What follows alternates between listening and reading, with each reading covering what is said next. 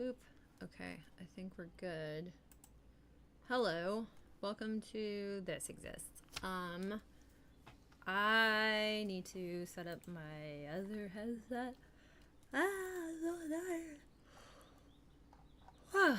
Okay, let me just go over here. Okay, got folks over there. Let me go over here. 1 second. I'm gonna deafen. Okay, and then I'll be right there. Boop. And then, wait, no. Pop out. Okay, got it. Okay, alright, I'll be right back. I need to grab my mic thing. And this has to be quiet.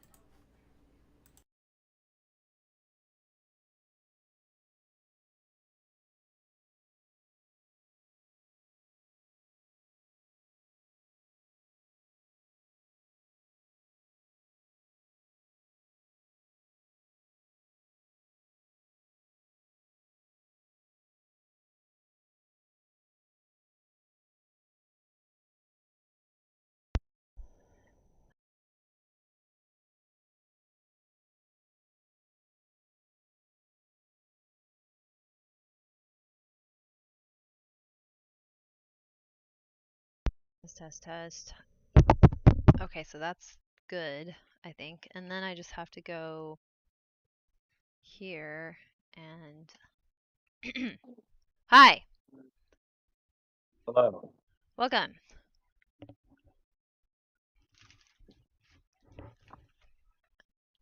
I didn't put music on. Pardon me. I think I'm not gonna have. I mean, I can usually just put it on and not have to hear it, but I think I'll just do this without music today. Just see. Doesn't really matter. Anyways, hello. I need to clean my room a bunch, and I'm tired because there was a supplier side problem with both Vyvanse and Adderall, which is not great.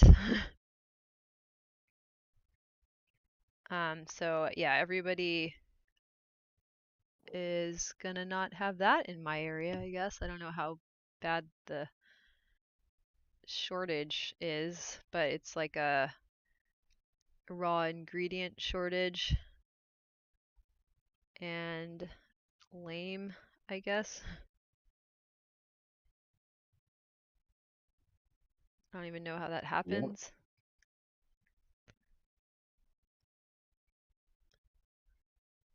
But yeah.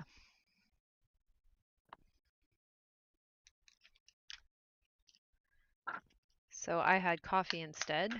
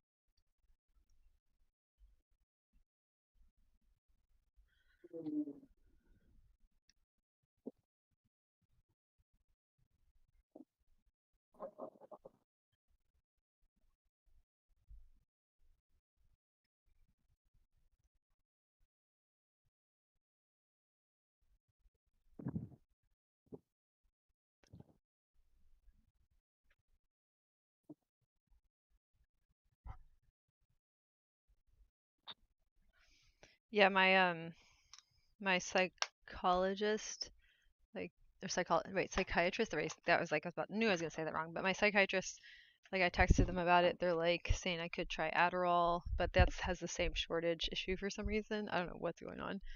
And then the other one he said was Ritalin. I was like, I don't want to be on Ritalin. I'm good. Able to get it today, or Was that? were you unable to get your medication today? Yeah. Or Oh, I don't know when I'm gonna get it because there's like some shortage. So like, yeah, I can't get it today. I basically went over to CVS. Like I could ask Safeway, but I'm assuming it's gonna be the same story that like all of them have, like, even though they have different suppliers, they're also not going to have it. Right. Yeah. Oh boy. Yeah. So I know there's other people that are going to have a lot of problems. So that's pretty whack. Yeah. Adderall's been having this for some time. Yeah. Well, now it's Vyvanse too. So I guess I just won't have that and we'll just drink caffeine. But since I have my migraine shot, I can probably cope with that for now without too much of an issue. Uh-huh. So that's cool.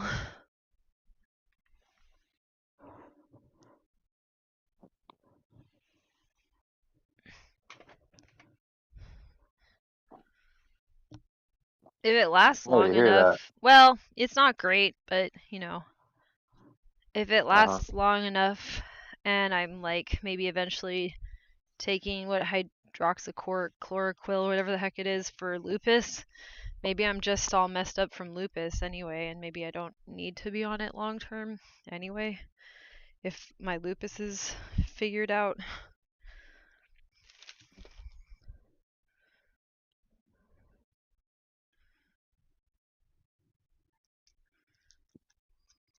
A little more motivation to deal with getting to a doctor on that, which I mean, that's happening in March, but maybe I can get into a different one sooner and call the March one a second opinion.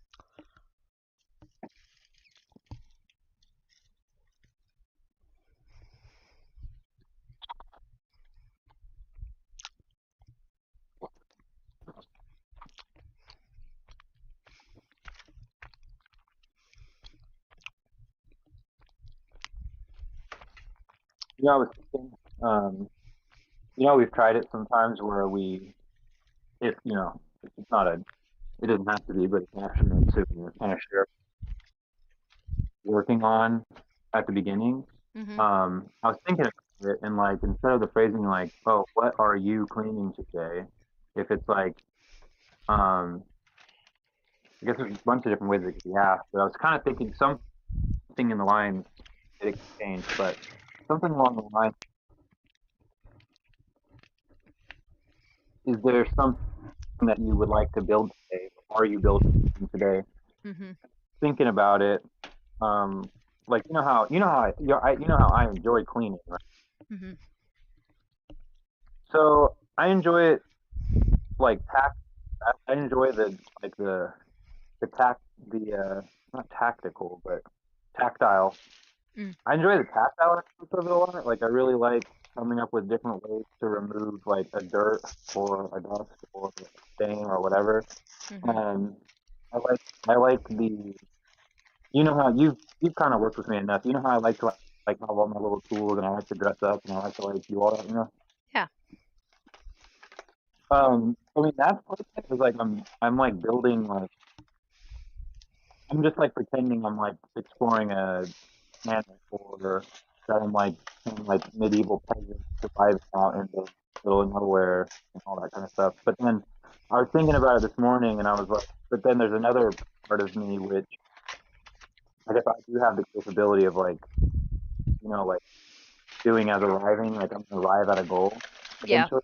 Yeah. Uh, but at the same time, it's like part of it. I think where I've noticed the difference with like other people too, where um, it's also like part of the cleaning is like part of the building to me. Like the two are, at least in my head, the two are pretty. Like I can separate the two obviously, but they're also together. If that makes any sense. I think that's how it's supposed to work. Like my understanding is like that's why I was like having the metaphor of the already baked cake is that like for most people who can use it, it should be pretty integrated.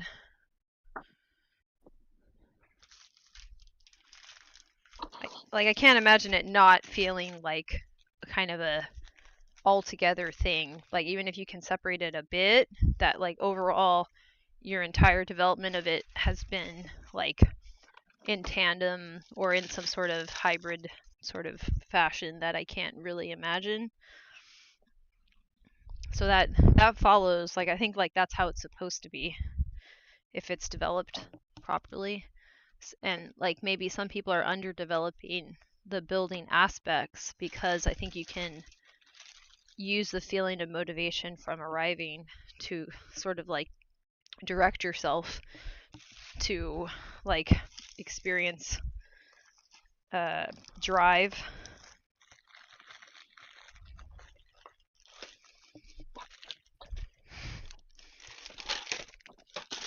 And then that can lead to like people with autism just kind of thinking that they're not motivated, which I don't think is true. I think that just I think people are experiencing the aspect of motivation as just the arriving thing. If all else fails, you can always arrive, sort of thing. Rather, like if you can't build it, well, maybe you can just still experience motivation by thinking about arriving, which I can't do. So there's no like in fact, it almost feels like that's when people pep talk themselves. They use like the doing as arriving sorts of metaphors to fix any problems that they're having, which will just exacerbate the problems for autistics. And you know what, to it, I know it can often lead to problems too, where that's kind of like the first signs of of frustration in the building process.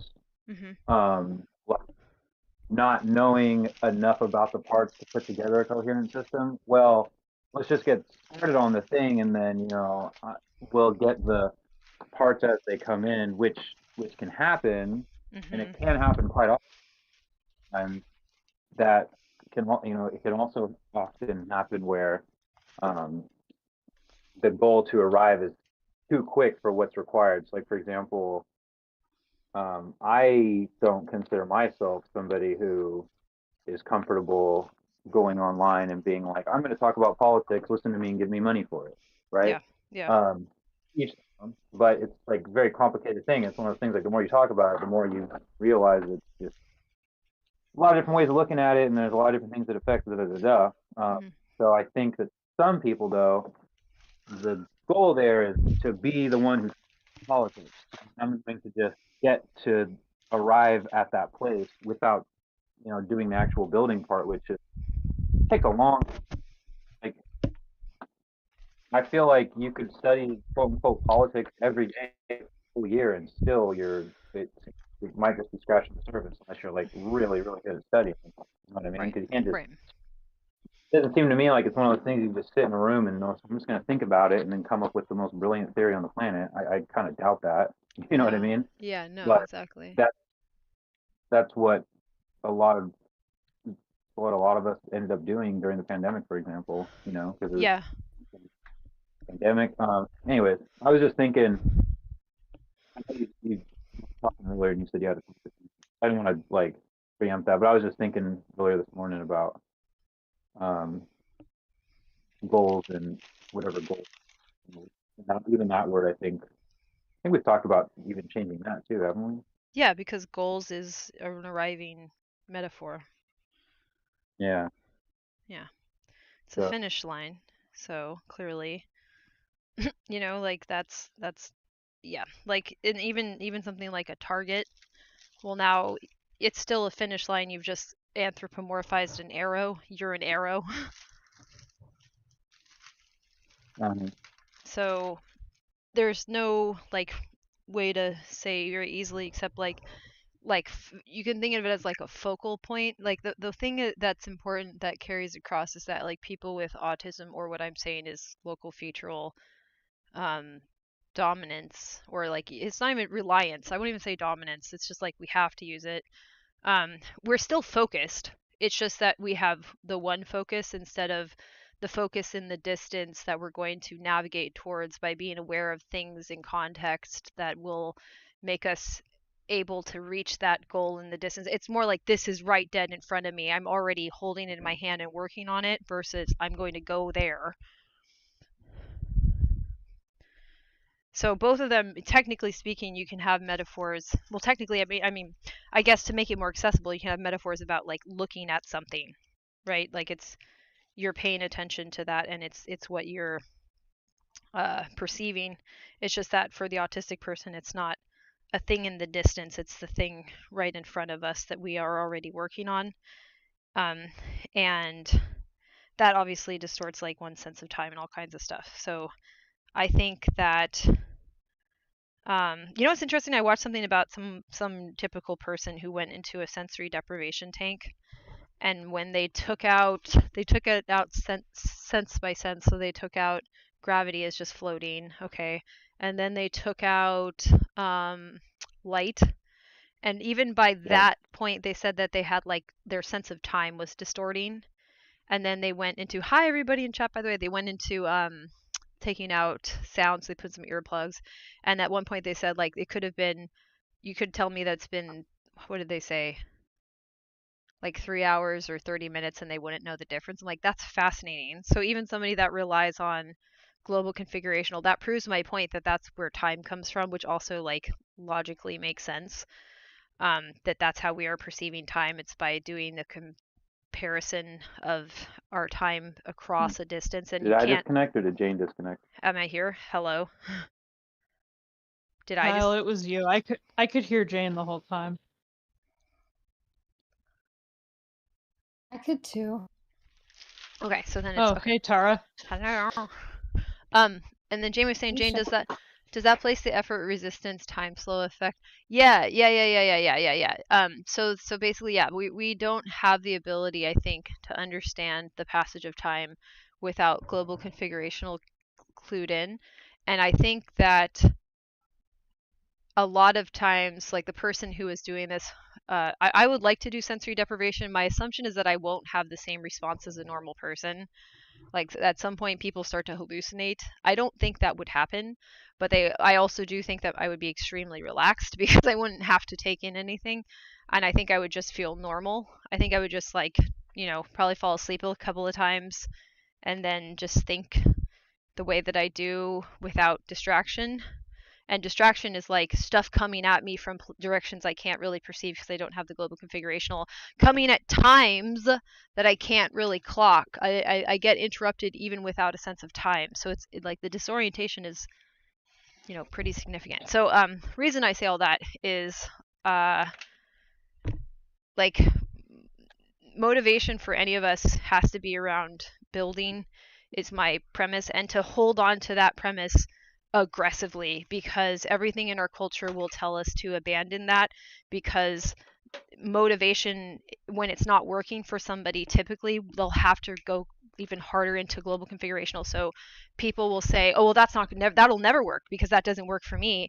I have to go into global configurational and motivate myself via thinking about a short-term goal or something like that, whereas that's never going to work. So we kind of, I think if this way of thinking is to be properly tested, we have to be really dogged about it. Like we're not going to stop using our metaphor. Um, that's what I did to enter Zen mode, and I applied an unlimited time assigned to a task and being as slow as I need to be. It was great. Yeah, exactly. Our environment demands our attention. Well, yeah, and so yes, exactly. So I think our environment, there's certain points that we've defined as needing our attention. Sometimes we can flag them incorrectly. So I want to note that, like, there could be a distortion about why we believe this object is super recursive and therefore super important for us to study and pay attention to in order to make the guesses about all the stuff we can't see, because I think we have a primary processing disorder of visual spatial information. So we need to be able to say, I'm paying attention to this and I don't give a shit what people think. Like, I know they might try to interrupt me, but I'm just going to have to tell them, you don't know what you're doing. Thank you for that advice. Sorry I'm stressing you out, but I can't use that information. I will not become motivated by you telling me about the thing I'm disabled at. It's just going to make things feel worse for me for no reason.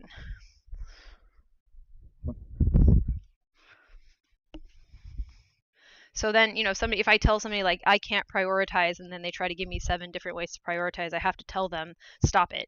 Like, when I said I can't, I mean I can't. So let's just stop. Like, that's stressful for you because that's a problem for you, but I can't have that problem. I just don't have the equipment inside of my brain for that to even be a problem I can have. So it doesn't matter that, like, if you were me, that would be a problem because you're not. So I can't use the advice for somebody who has a brain that's that different than mine. Yeah. So Go ahead, Sky. Or are you just saying yeah?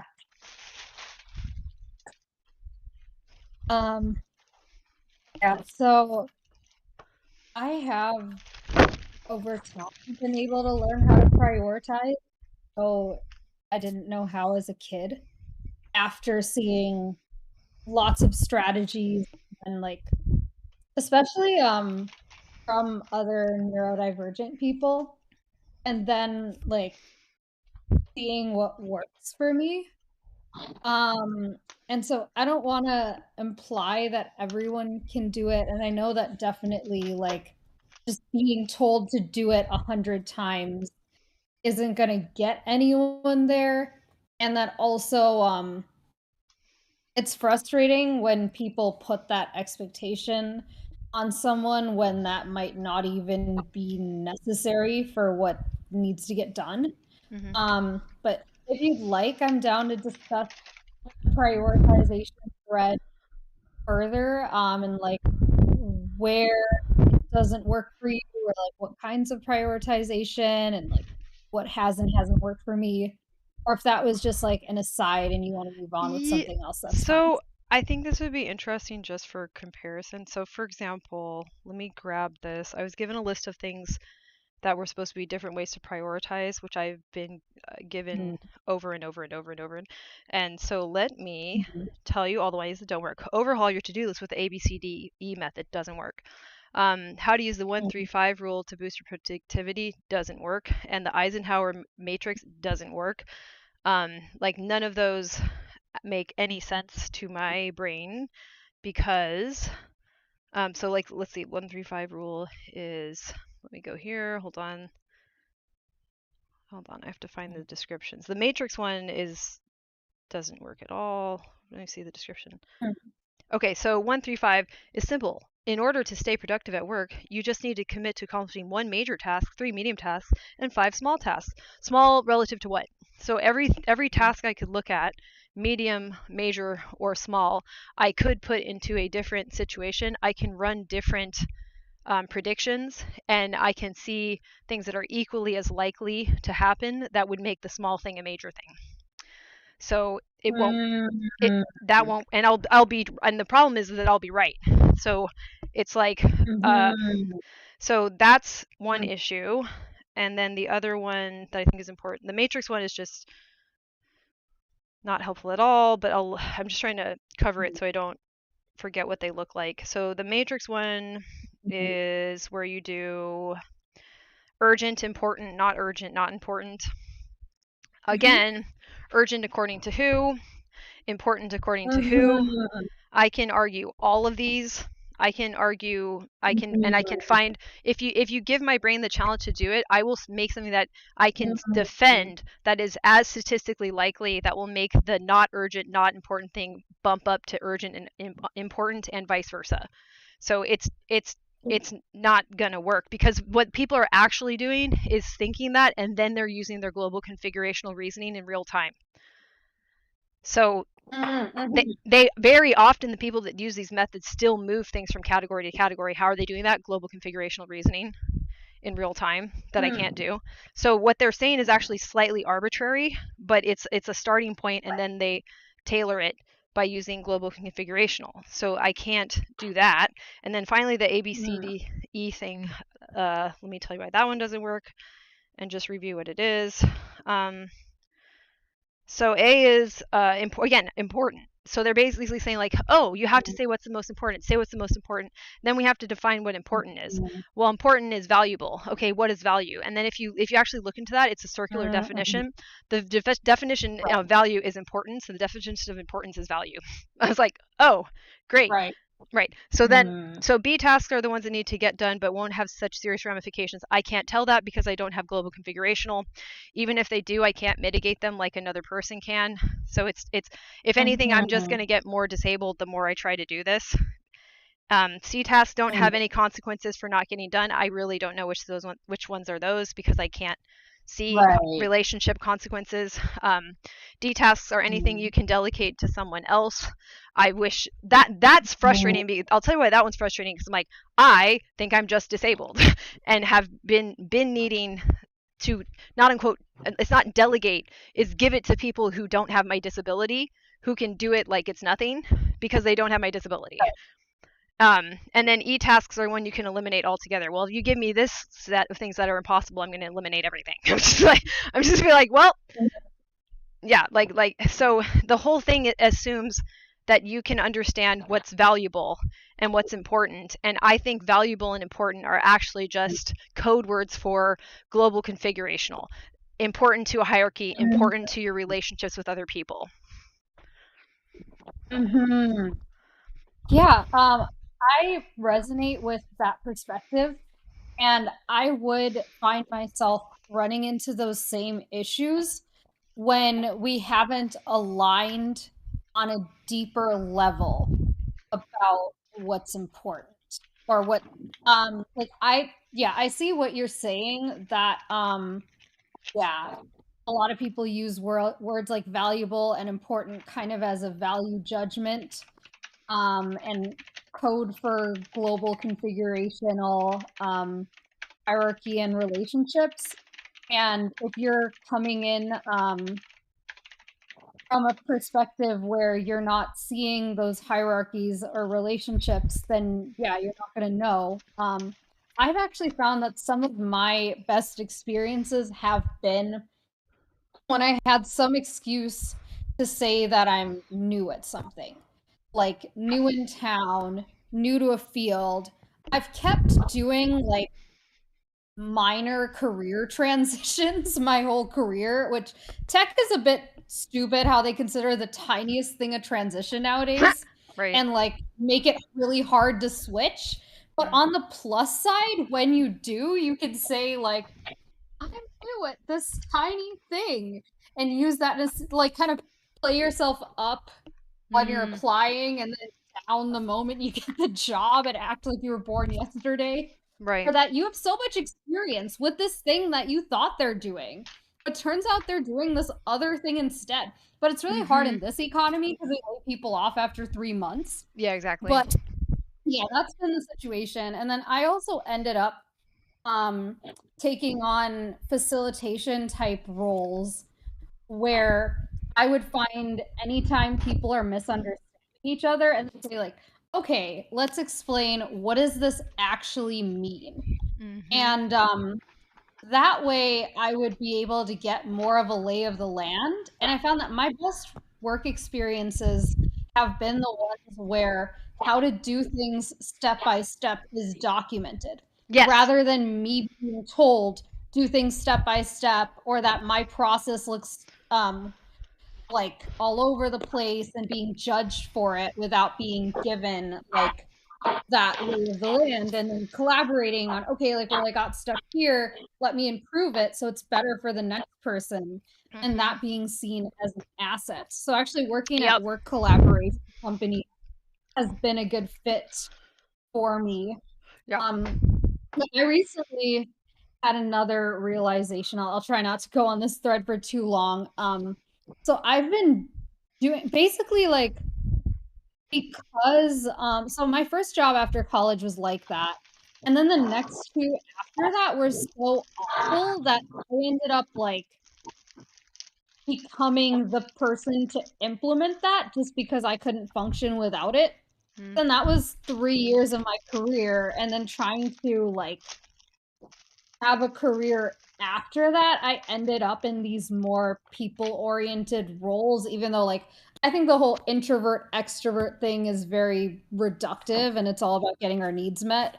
But then to try and get in to companies that way,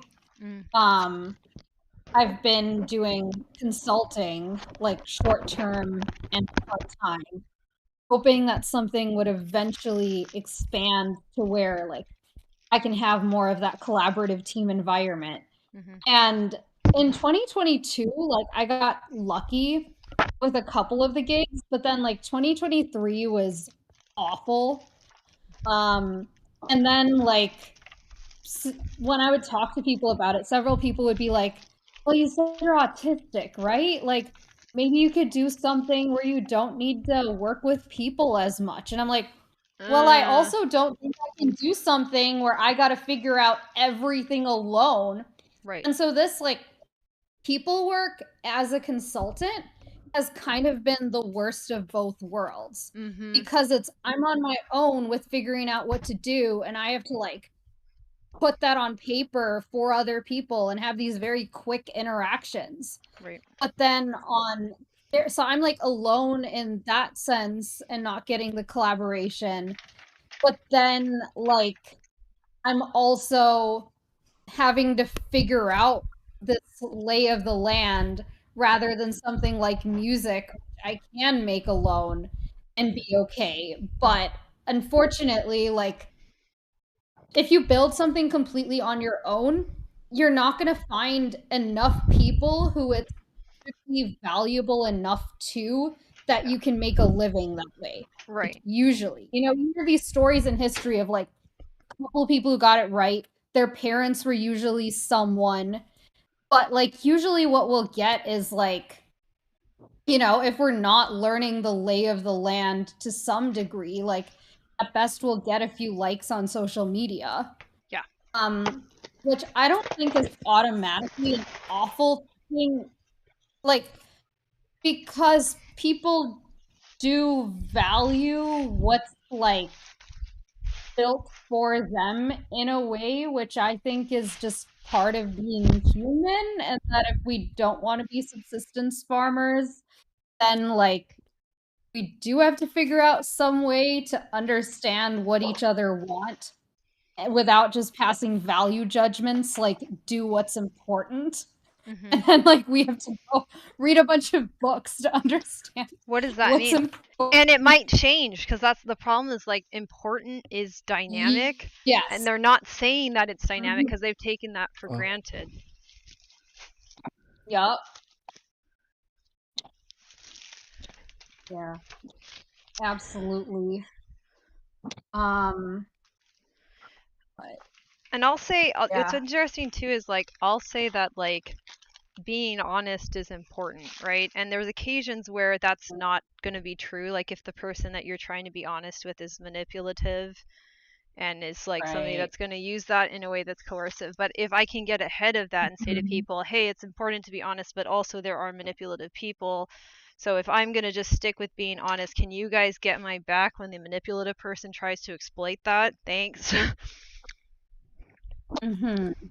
So, there's a way for me to be recursive in my behaviors, but the problem is I need people to be on the same page where I'm like, hey, this thing that I do reliably and want to do even more reliably, I'm doing it because it's something that has staying power, that is going to be like more resilient to destruction, and I can just keep pressing the button, keep doing the thing. You know what I mean? So my behavior can be less adaptive because I can't do that real-time adaptation, but will be easier for other people to work with and predict. And I agree with you with like the having things written down. So also the reason why I like that is then I don't get blamed, but the this piece of paper gets blamed if that wasn't written down. Yeah. I personally don't usually trust like other people to be the note taker instead because they don't like go to the granularity of detail that I want usually, unless there's a process around it where like that first job after college we had these templates, and that was really nice because then the note taker would stop, like they'd have it on the screen and they would stop and like as they're typing and then ask everyone like, do you get this? Versus what I'm doing now is like trying to take notes as I'm following someone in conversation. Right. And I really think like having a shared thing up. I'm trying to figure out how to like integrate this into conversations more, especially if I get into working relationships where it's not just like, we have one conversation and then think we aligned on what to do, but we didn't really. Yeah. So, yeah.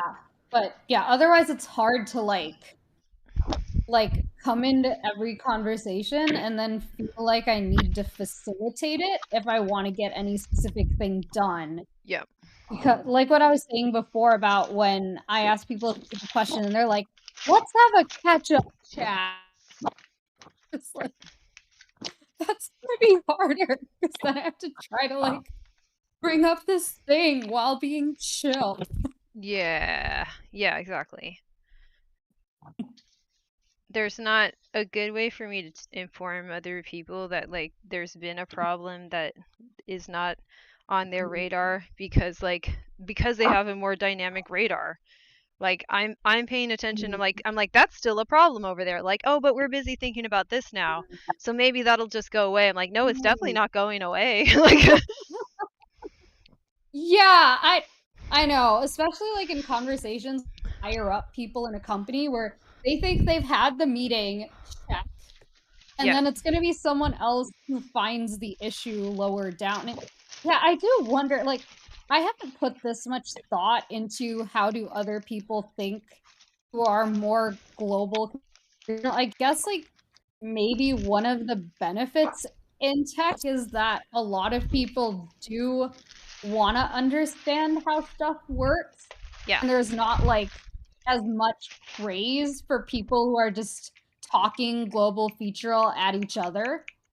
But yeah, so like it's easier to find people who get where things fall apart, even if it's like somewhere different for them.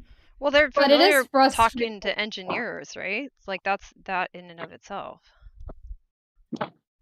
Right. But then it is frustrating when there's like, okay, these people who claim they're non-BS and like they like to understand how stuff works.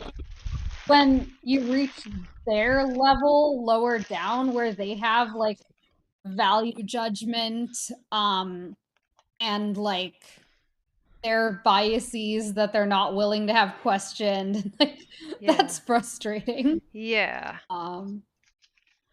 Yeah, it's like when they're with you with the question everything up until you strike a certain chord, which is very recursive to them and tied to their identity. Right. Yeah. Question everything, but not that because that needs to be stable for some reason. And if it's not stable, we have a crisis. Well, because they're like, yeah. Because it's something that underpins all their routines. Yep. And they have larger structure routines than we autistic people do because they have functioning global configurational. So they're able to build this far-ranging dynamic map, but it's still underpinned by the stability of routines and the routines of a mindset. So when they need to rethink everything because a routine gets changed, that's a bigger shift for them than it is for us, who are, if we're people who can't have such a large structure built up over a certain routine of thought. That's really interesting how you describe neurotypicals as more routine driven than autistic, because that's like the opposite of the stereotype. And I feel like I've never been able to get to a point of much routine because I'm constantly having my like lay of the land toppled. So I kind of gave up on that and then went into burnout. And now I found that like things I can do on the sensory side, like that's helpful. If, you know, I can have like a weighted blanket and it doesn't have to, you know, come with like a life philosophy and be like tied to all these different things. You know, like the way a lot of people talk about routines and like schedules. And you just gotta motivate yourself by like manifesting and thinking of the same thing over and over again. Or like maybe I'll just feel more upset thinking about that thing, but I still can't do it. Yeah. Tara, look at the thing I posted in literature and read the first paragraph. It basically just says that all the stuff said in, basically what you just said is a bunch of nonsense that's said in self-help books. None of you can see the quotation marks I'm putting up right now, but yeah, it's the same thing. Right, yeah, your body. Mm-hmm. Yeah, read that because I'm still very slowly getting through this book. So Mm-hmm. Let me I see love this. when people share little. Yeah, go ahead. Sorry. Oh, go ahead. I'm just reading it. Oh, I love when people share little snippets from things they're reading, and then we can discuss that way. a lot of the people here have also read the book that I'm reading, so Mhm. they don't really need the extra context of who's saying it or anything. Mm-hmm. Mhm. Even without it, I just like seeing perspectives from the world and talking about them. Yeah, I think Rowan said that they've read this book 3 times so far. Mm-hmm. So I want to say about too, like the idea of somebody needing more routine. I think that a typical person has the ability to switch over to like that dynamic way of problem solving, but for some reason acknowledging that that's what you're doing is not happening. Maybe I'm going to just go on out on a limb, is like it doesn't feel very good to say I'm randomly ad hoc coming up with solutions. Like that's not going to feel as safe or secure as I know what I'm actually doing, as opposed to I'm just winging it a lot. And I think if you look at the results in our society, effing clearly people are just winging it. yes. Yes, absolutely. And ironically, like that's part of why I left working with big corporates to work with startups, is because at least people acknowledge that they're winging it and they kind of like somewhat share how they do it. And I felt like I don't like, there's not this expectation to have everything figured out, which I was like, how does everyone else seem to have it besides me? They But then don't. sometimes there's, Yeah. yeah, I think what's happening is like once you get popular enough, there's enough people when you're winging it is actually straight bullshit that you'll all pretend, you'll all play along, yep, that you don't get caught for your bullshit that time. yeah. But if you're not so big and cool and hierarchically important, you will get caught up in your own bullshit. So I don't think Mhm. people get measurably better at knowing which of their ad hoc solutions are going to work. They just believe they are. And then if they can convince other people, then you can be, Elizabeth Holmes or whatever and have Theranos. Like you can really go quite far with that strategy. And the idea that like some people are grifters and everybody else really knows what they're doing, I think is absolute lies. And I think that we have an economic system that you can get too rich to fail, as they say, but that's what that really means. Oh yeah. Yeah, I feel like there's more than runaway wealth. There's like runaway like agency to do anything and Yeah. meet people's arbitrary and like have the trust to get people to actually pay you. Like Yes. a challenge that I've been running into is like, yeah, going off of the misunderstandings at some granular level, even when you try to document things as much as possible. Like, I have people who haven't paid me because they were like, oh, you didn't do this. And I'm like, you never said to do that. You said to do it as fast as possible. So I skipped that thing. Mm-hmm. And it's like, you need to have been somewhere fancy at some point to be able to like get paid for doing like anything, unless it's a job that's been held by enough people before you that a lot of the kinks have been worked through. Right. There's a standard that you won't go below because it's been for some reason protected against going any further. So like, yeah, I think and that standard probably fits into a hierarchical structure, right? Mm-hmm. Right. Yeah, a giant franchise. Like at McDonald's it's not up to your boss's discretion. I've never worked there, but like it sounds like it's based on some standard that's been set, and that your boss's discretion would play into it less. Yeah. So unfortunately, a lot of those places are getting more and more exploitative. Yeah, that's like the utopia of rules thing, where it's like that's bureaucracy, where you set a series of rules that nobody actually has control over anymore, so nobody's responsible when the rules start to become like this machine that doesn't have anything to do with what's actually happening. Like it stops being correctable, so like you can't, it makes everybody basically be incapable of solving problems because they're not hired to solve problems, they're hired to follow the routine. Mm-hmm. And then here comes AI, and the more bureaucratic the environment, like the more the jobs get automated, which is sad because like there are jobs which are hypothetically creative, like user experience design, like yeah, for people who don't know, like the people designing what websites and apps look like. And that, like, in theory, it's really creative and there's a lot of judgment there.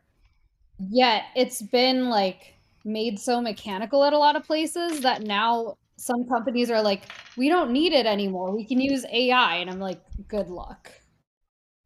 Mm-hmm. Yeah.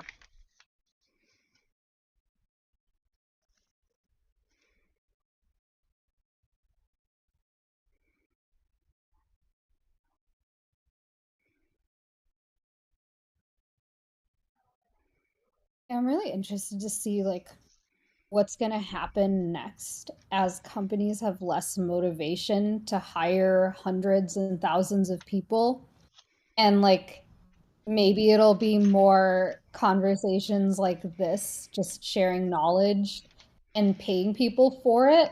Mm-hmm. And I feel like people's communication skills would need to improve to survive in that kind of world, like once the hierarchies collapse.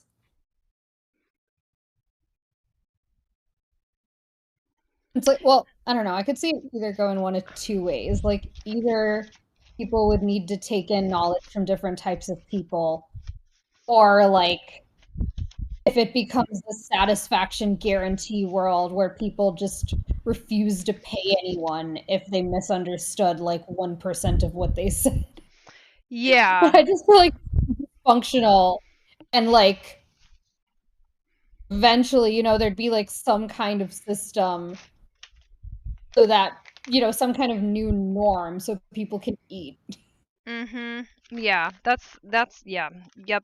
I think we're going to have a problem very quickly where skills that people have are being disrupted by health and like life issues so much that they can't use them, and then we see the problem.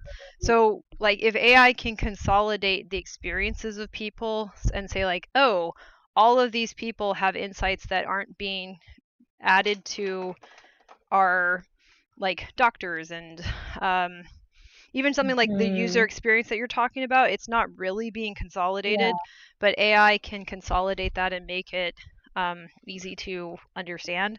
That would be useful for design, but then you still need people to come in and do the design, or even at least refine it. You're going to have problems with AI not understanding what humans care about. Yep. Yeah, like people say AI is objective, and in some cases I feel like it is, and in other cases I feel like it's global feature on steroids. Yeah, it's both. Yeah, I agree. Like it's basically yes. Yeah. If you ask it to consider one point in detail, it's great. If you then ask it to say, well, what does that mean for everything else? It's not so great. Yep, my class had a guest speaker that does AI. I'm not going to say exactly what kind, just know that it has to do with hospitals. And They're like, yeah, it's amazing, but it's one giant math equation, and literally showed one of them. Yeah.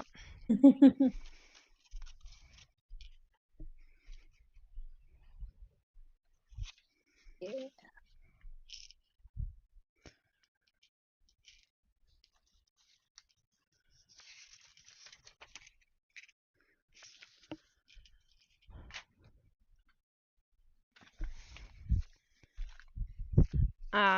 I would really. Yeah. Oh, go ahead. Oh no, you go ahead. I would really hope that there would be detection with the AI of like, this thing is really not working for 10% of people. And then like, okay, maybe you find some commonality between all these people that there wasn't a label for before. Yes. As opposed to it works for 90%, so sucks for the 10. We're gonna make it so there are no competitors. Right. Yeah. Yeah. You need AI to be directed by people who are conscious of like what our current society's issues are, and even if AI can calculate that, but you need to keep reminding it. Like you need to prompt it over and over again, like, okay, but let's focus on this though, but let's focus on this though, but let's focus on this though, because it's going to consolidate what the consensus is, and that's the global configurational, where it's like, well, most people are focusing on this, okay, but what does this data suggest we should focus on?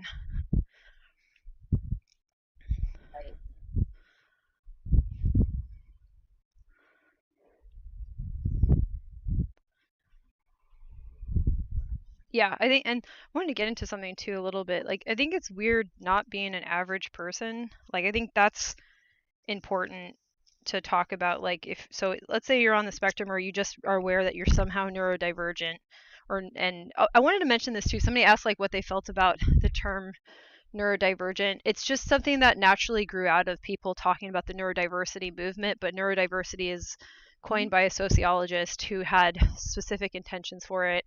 And there's a lot of concept creep. So if anyone's like, I think this term or that term, since it's all kind of like a game of telephone, I don't think it matters.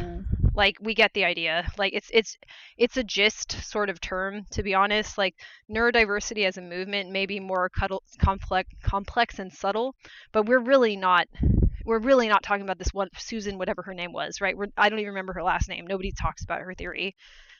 Like, so we're just trying to say like, okay, there's something different about your brain that is off the sides of the normal bell curve. You're somewhere in the extremes enough that like this is impacting you on a daily basis. Great. That covers it. So if you're in that realm, you're going to be an outlier, and you won't know when that's going to be a bigger problem or not. Yep. So I'm still existing in that area, and that's what's so uncomfortable, is like I don't really know what's a big deal and what's not a big deal because I'm already an outlier. Yes. Absolutely. And it's really frustrating. Like all these things like ageism and like that, it used to be like, which this is already awful when people would be getting laid off when they're like 50 and they don't have enough money to retire yet and they can't get another job. Yeah. Versus now, like in tech at least, it's like people would say things to me like, oh, you know, 29 is like so much more experienced than 26.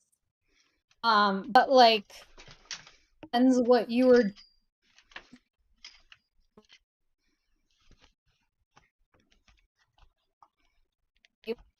something different for a bit.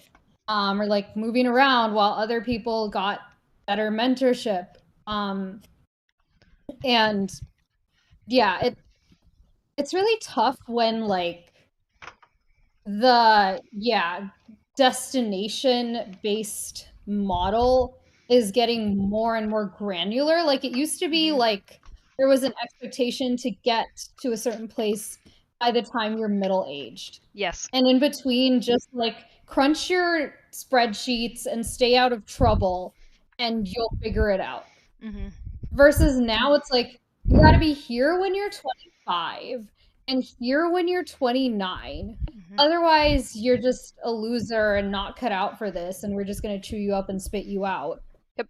And yeah, it's really demoralizing, like after falling off of that twice and then like do I want to claw my way back on? Like what's going to happen in 6 months? It's also complete bullshit because the people that are still in executive positions didn't even have degrees in this because it didn't exist yet. So they all got degrees in like law and like film and television and random shit. Yeah. And they not only did they get those degrees in it, they worked in those fields. Some of these mother effers worked in banks. They didn't work in this field. And now they're pretending, oh, you didn't follow the right trajectory. Neither did you. There was no trajectory. If anything, they just like took credit for a bunch of engineers and threw a bunch of women out of the field while they were at it. Yeah. Yeah, I'm looking forward to the system being toppled and going wherever there is, you know, no script yet. Yeah. Which yeah, like, exactly. I've been trying to find that. And it's really interesting that like when I get close where there's like some new role and I'm like starting to find that a script is created within 6 months nowadays. Yeah. Versus it used to take a few years. Yeah, that's interesting. Interesting. I wonder if people are trying to get ahead of this problem, but it's all bullshit. That's what I'm saying. And it makes it more likely that global configurationally like over committed, like they're doing too much of that, people are going to pop in because they're going to have to bullshit in real time, real fast, all the time. Yeah. Yeah, for real.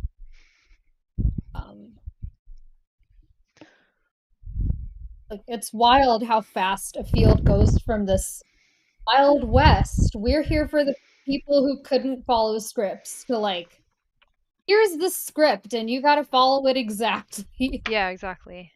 Yep, that's what it is. But I think that's all. I think it's all like.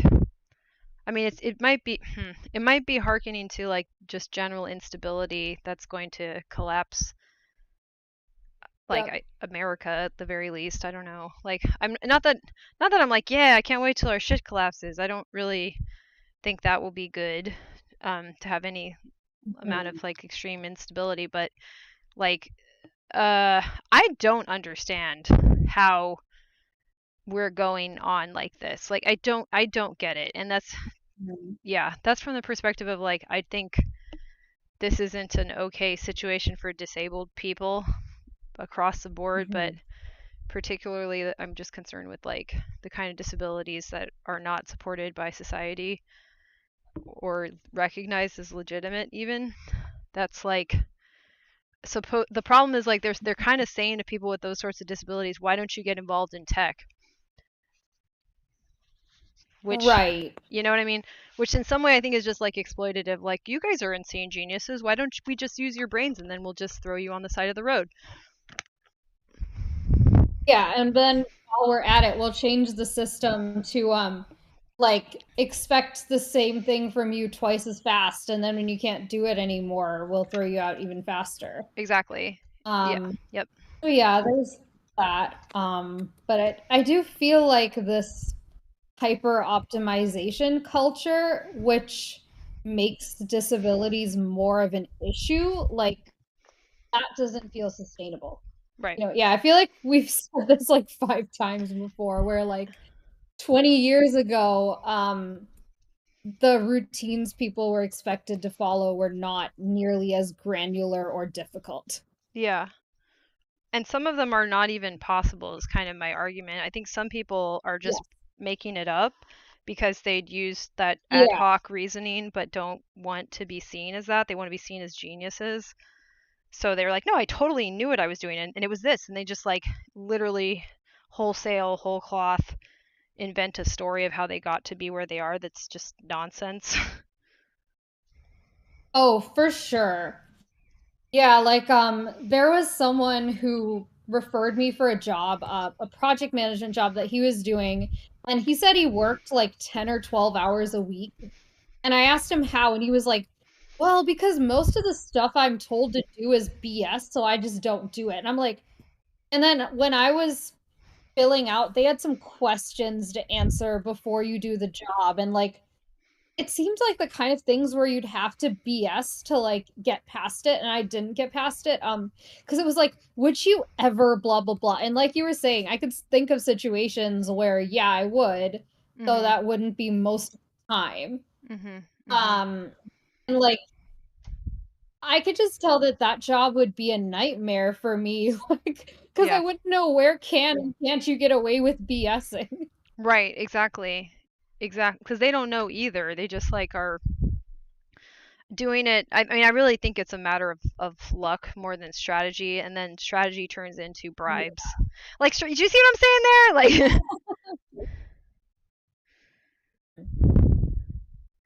like, is it strategy or did you pay somebody to say that that was strategic?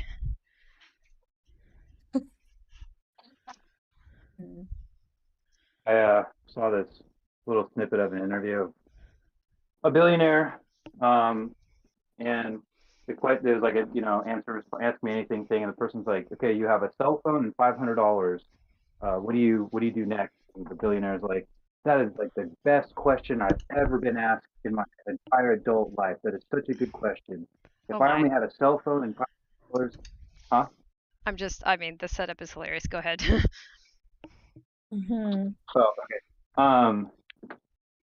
If I had a cell phone and $500, I would get into sales. And then he tells his grand scheme about how he'd get into sales, and he'd get there and he'd work, he'd study every single thing about the thing he's selling, and then he'd get so many sales, and then he'd go to his employer and he'd tell them, oh, I want to get paid this much now, because if you don't pay me, then I'm going to go and sell this thing that I know how to sell now. I'd become their best salesperson, and da da da da. And it's like, you're so out of touch and realizing that $500 doesn't even last a week in this world for anyone. Right. Right. What about how are you getting to and from work? How much are you spending in gas or trolley or whatever? Where are you staying at? What are your clothes? How many clothes do you have? We didn't say you had an extra pair of clothes. You probably have the clothes you walked in with. So what are you going to do for clothes? How much are you going to da da da da? What are you going to eat for lunch every day? Even touch the $500. This is the person who's a billionaire. Right. They hear $500, and then they just hear like, oh, not a whole lot of money, but this is America with $0. But it seems like he was so detached that he completely forgot that, like, yeah, we don't have money that pays itself to pay all the stuff that we do to just survive and not be on the street. What are you talking about? A cell phone and $500 and you get into sales. Yeah. And also, I bet how old was this man? He's in his, I don't know how old he is, but past middle age? It's Mark Cuban. It's Mark Cuban. Oh, Mark Cuban. Okay. Here, but how's he gonna pay for his meds? You telling me that guy's that old and is that out of shape and doesn't have medications to pay for? You're out of your damn mind. Well, his company right now that gives cheap medication is gonna give that to him, I bet. I'm just kidding. Oh, yeah, right. No, exactly. And what I'm saying is, I'm not even trying to pick on him so much. I'm just saying, like, there's an example right there.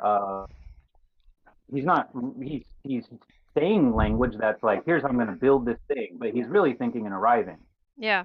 And another thing too, where like I've even noticed this, like it's been recent. Jane's been with me on my recent like career journey, where I'm a builder principally. I'm not even autistic, and I don't even really think in terms of like, at this age I need to be at this place and da da da da. Sometimes I'll be like, I'm 28, shouldn't I have this by now? And I look around and it's not happening, and I'm like, well, I guess that's the economy.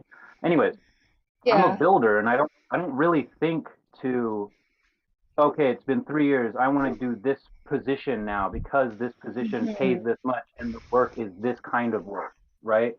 I just go to work, and the thing in front of me, I just do it as well as I can, and then everyone's like, oh wow, really well done, and they just keep giving you that stuff. I'm getting more opportunities at work now, but I was given more opportunities without being asked for it, but recently I asked for a big opportunity, and I'm being met with a big helping hand from the owner of the company, so that's great. But it does make me think, I'm like, okay, I'm a person who doesn't even suffer from some of the from the impairments of autism, just straight up, right? You know what I mean? I'm not, I'm a little bit shy when I first meet people, but that's in civilian life. I'm at work, I'm not shy of you, I'm not afraid of you.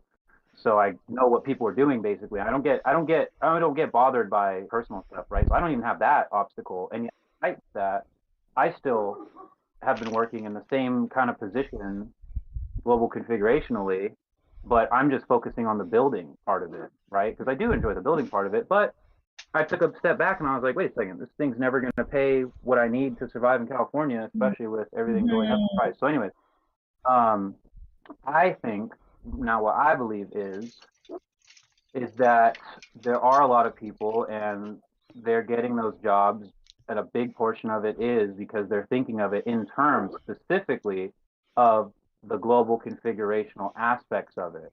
So they're thinking about, if I get to that position, then here's the stuff I'll have access to. Right. Right. As opposed Yeah. as opposed to, here's this concept I really, really enjoy. I'm going to get concept. And Yeah. they don't think about barriers even within their own organism. So like I'm like, oh, there's the me object. So like a Mark Cuban can't think like, I have certain features. He believes he's going to have features when he arrives at a destination. He believes he has those features now based on the Yes. destination he has supposedly arrived at already. Mhm. And I'm like, Mark Cuban, you are old. Your body is falling apart. How are you going to get your little vehicle from point A to point B? And the greatest quote right now that everyone's heard, and I think a lot of people have indeed encoded, if they don't repeat it every night before they go to sleep, is fake it till you make it. Right. Oh yeah. Or like early tech bro stuff, like being there is 80% of you just got to be there. And it's like, it's kind of interesting when we took a look around, it seems like the only people who could be in this thing where it's like, I make $200,000 a year and I work a week. It's like, it's interesting how every single one of you in America is, generally speaking, 90% of you are white dudes that with are, the wealthy whatever, mommy and daddy. whatever it was. It wouldn't matter if they were poor. It wouldn't matter if they were poor. It's 90% of the population are not white men in America. Nope. Why is that represented there?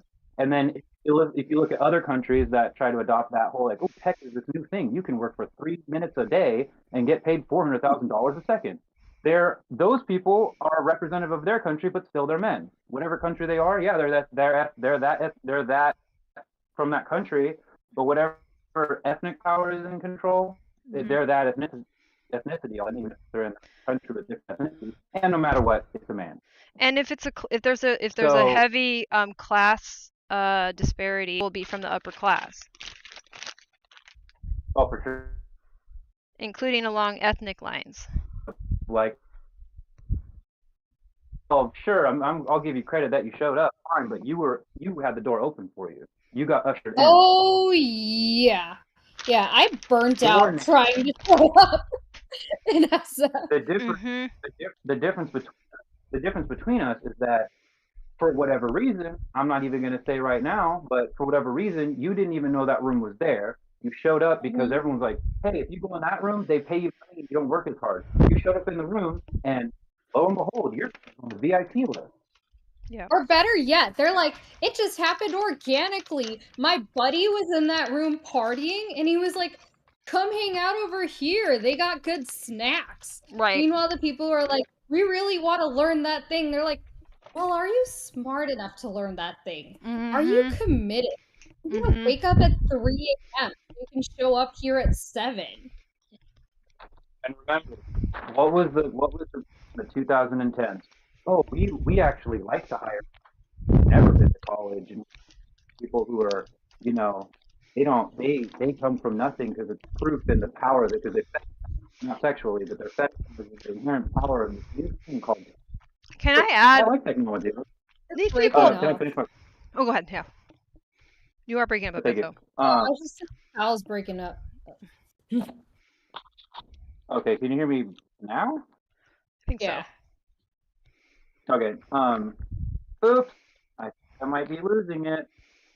I was saying, All right, Jane, do you remember what you were going to say? We'll get back to what I was going to say. Okay, no, I was just gonna say like the whole idea of like, oh, they're gonna wake up at 6 a.m. and you have to be there and da da. The only one of them that I know of that even acts like that is more orthorexic than any teenager I've ever heard of. You know what I'm saying? Trying to be a literal teenager. I'm like, you have an eating disorder, honey. Remember what I was going to say now. In the early 10s, and even before that, you know, the prototype being gay jobs, we actively seek out people who don't have degrees because we want people who can just problem solve, right? We kind of like that can-do spirit. Well, that was fine when it was those kinds of people, right? But then as soon as other people started showing up, now all of a sudden you need to have gone to this school for this amount of time, and you need to know so and so, and you need to be in part of the, you need to be part of the in group before you're part of the in group all of a Yep. sudden. Yep. Yep. So all of a sudden the rules changed once the demographics started to change. And quickly. Oh, You know what I mean? Like this oh, isn't even a we 20-year-old change. we're equal opportunity employers. We accept anybody of any nationality, creed, or gender. And then all of a sudden, 5 years later, never mind, we're going to just have endless harassment cases. Yeah, and it would have been sure nicer if you went to Columbia or MIT or Harvard or, you know what I mean? Like, same shit. Yeah, So we're what I'm gonna getting at use is, someone else. Go ahead. no, go ahead. You were going to say something? I was gonna say, these companies use someone else's gates, like who managed to get into Columbia or MIT, so that they don't have to accept the blame for having gates themselves. Yep, that part. And yeah. Well, I was going to say, so to tie it all back, right? I like to go to Eleanor Roosevelt's quote about, you know, small minds discuss people, average minds discuss great minds discuss ideas. So I think a lot of times you have to discuss people and events in order to get to the ideas. So to tie back to the idea, at least from my understanding, it really does seem that the primary impetus is the global configurational information. Where are you? And the question that they're asking is, where am I? And they say, I'm here and I want to be there. So for somebody who is local featural, like an autistic person or somebody like that, they're where am I? This is Jane's theory that I'm basically plagiarizing, but just adopting it for myself like your average white man of color. An autistic person or someone like that, where am I, which is the important question, as Jane always says, is, you know, what am I building? That's where I am, is what I'm building. Yes. And Because so the problem with that is, go ahead. Sorry, go ahead. well, what I think what happens is that you're saying like, well, here's what I'm going to build. Here's what I want to do. What are the rules? What do we need to follow? What's written down? Da da da da da. And oh, can't you just tell? And what they're doing, and they don't even recognize it, is can't you just tell what the assumption is given your position in this hierarchy? Mm-hmm. Yeah.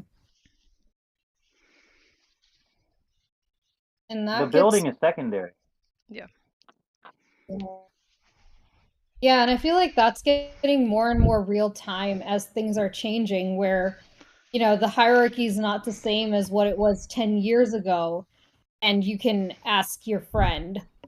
It's like now you got to know someone who's like you used to just have to know someone in the field to give you a lay of the land, versus now it's like you got to like build these fast friendships with people within a specific company because like no one else knows it. Right. And like that gets exploited so much because people are like, oh, we're friends, but then they like you do all this free labor, extra labor. Yeah. Yep. That's a tale as old as time. Unfortunately, it's not a tale that's told very often. You basically live it, and then you go, what? I know, and then people are like, so much better over here. Come pack up your life and come over here instead. And then you're like, well, I don't know what part of the map looks like, so I guess I will. And you find that it's just the same game played a different way over there. Yeah. Right. It's too incentivized right now because like if you ask too many, let me put it carefully, if you ask too many questions, you're just gonna have to confront people, and we don't have those skills either. Yeah. To, like you'd have to basically go up to people and be like, I don't believe you that you have these skills, because you know what I mean? Not because like I think you're a bad person, but it's statistically unlikely that anybody is getting those skills in this situation. And like if you had those skills, why would you participate in a situation that makes it incredibly unlikely for anyone to have those skills if you actually value them? Like, it doesn't make sense. Yeah. Layered, Definitely. just like everything else, especially given how complex our society really is. So if you go back, let's say 500 years ago, and we're all sitting here talking about how to fit in, and basically the jobs available to you are you going to go plant potatoes? Are you going to go pick potatoes? Are you going to go plant cabbages? Are you going to pick cabbages? Right?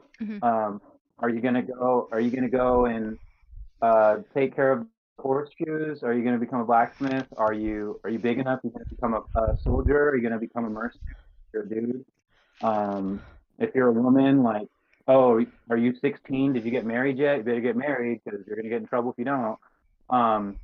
That's not a great system either, but it's a lot more simple because you're really only dealing with the immediate 30 to probably not even 100 people.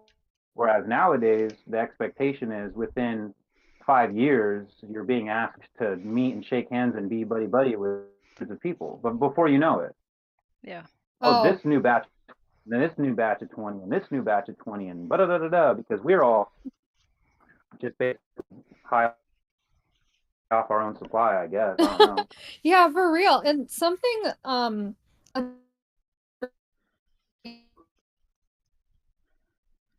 like as a kid, I was always really passionate about learning about a specific thing, and I still am. And I'm hoping that like finding the other people who are passionate about the same things, like we could geek out and help each other out. And yet, I would find that the people most willing to help me out would often be people who recognize that the system's BS and who've given up on changing it and who are like, I'm going to help you survive. But you need to shut up and stop asking so many questions and dressing like you're going to get us both noticed and blah, blah, blah. Right. Versus the people who claim they're still passionate about the thing, I'd be like, okay, I guess you're my people then. And, it'd be mostly dudes and whatever, but I don't care. And then they would just be privileged enough to not have to, like, do things themselves enough to see that shit's broken. Yeah, exactly.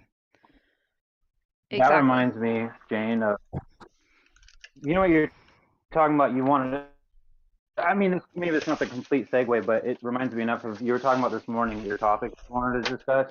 Yeah. Kind of different, but I think it kind of fits in that vein of the different treatment. I don't know. What do you think?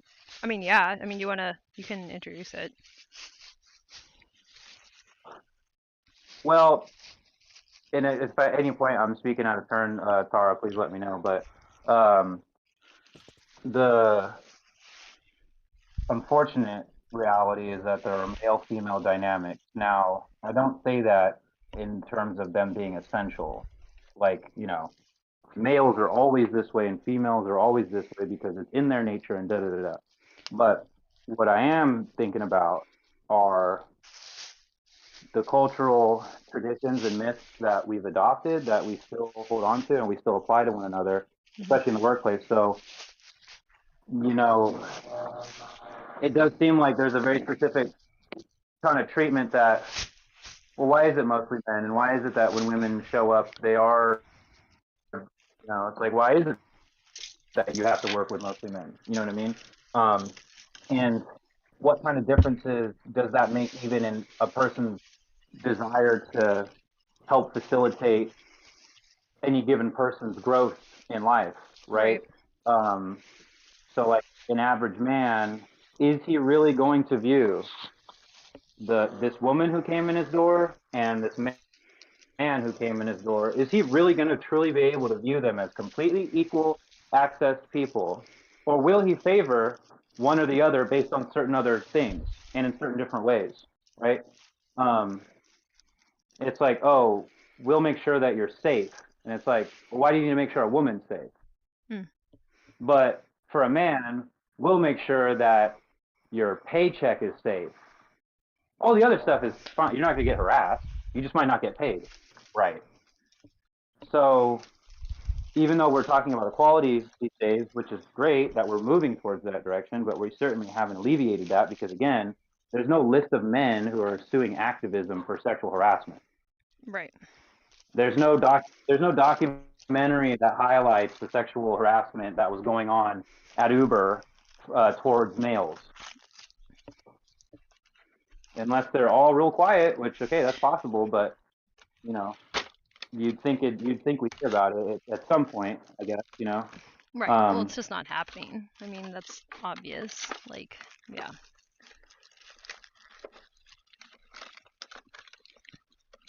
And then in addition to that, it doesn't matter if you're a man or a woman, but being autistic in that kind of environment is probably already true anyways, especially for the reasons we just have gone over a little bit. Because because it almost seems like possibly the people who are in the system viewing the new person coming in, are they really thinking local feature role? Oh, this person is skilled at this person is skilled at that, person could use a little bit of adjustments here, but that'll help them with this. Or are they thinking global configurational? Well, this person presents this way, therefore they must be in this position of the world.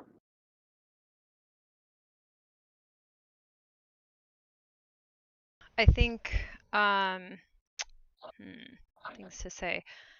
I think there's incentive for people to be like, I want to see certain kinds of people. Okay, let me start this way. Okay, so let's say there's a finish line, right? And you have the people who have trained to run across that finish line. They're going to have some stuff in common, right? So we do have some belief that like your traits can make you more capable of getting to a goal. So I think in lieu of that actually having happened, like in lieu of the person actually having reached the goal because they have these traits, they're going to ascribe magical properties to traits that they all have for other reasons. Such as, oh, I don't know, like systemic forms of racism and literal slavery and legalized forms of discrimination that are, you know, now considered to be, you know, indefensible, but shaped the entire landscape for property ownership.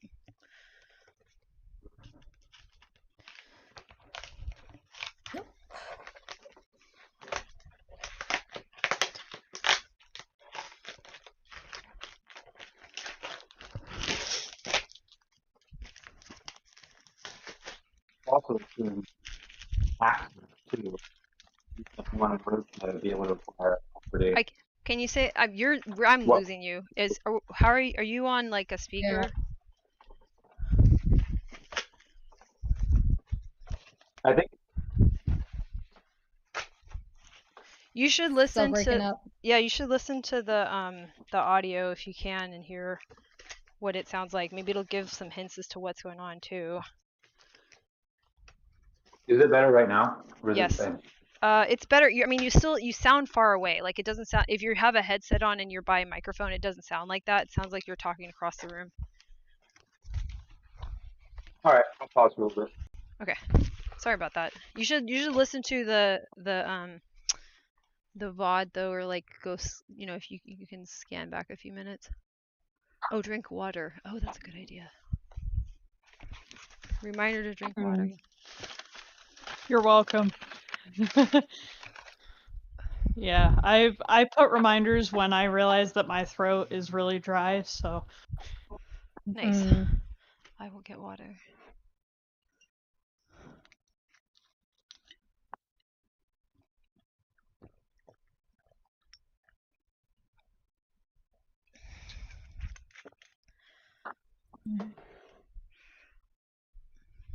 Yeah, it's weird. I think we're in a transitional phase where things that worked before, which would have been like talking to people directly that you had established a relationship with, is like not accessible.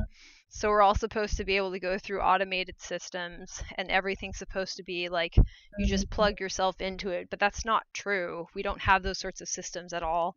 What it is people pretending that they've plugged into a machine while a bunch of people like move this cardboard joke around that they think is a you know what I'm saying? Yes.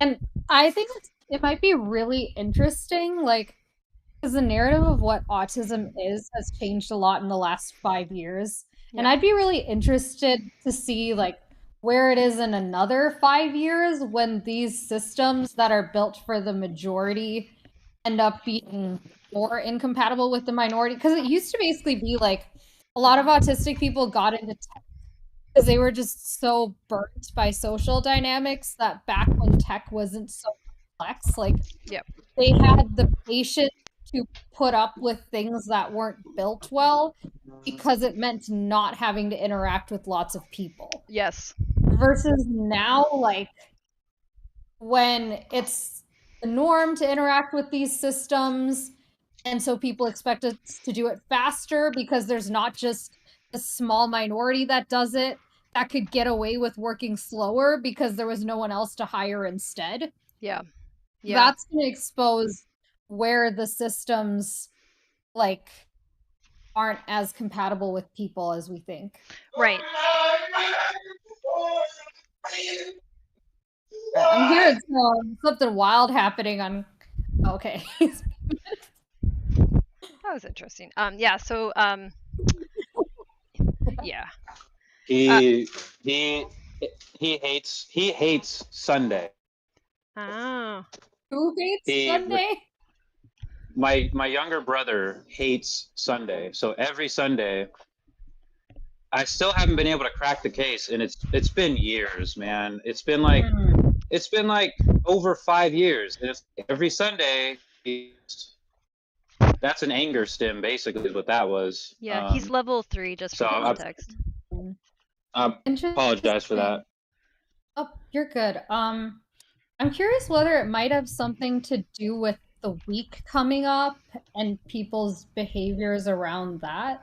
Mm-hmm.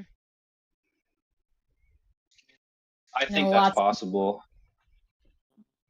Like if everyone's stressed out, like thinking about prepping for the week, versus the Friday mindset of it's over, we get to chill.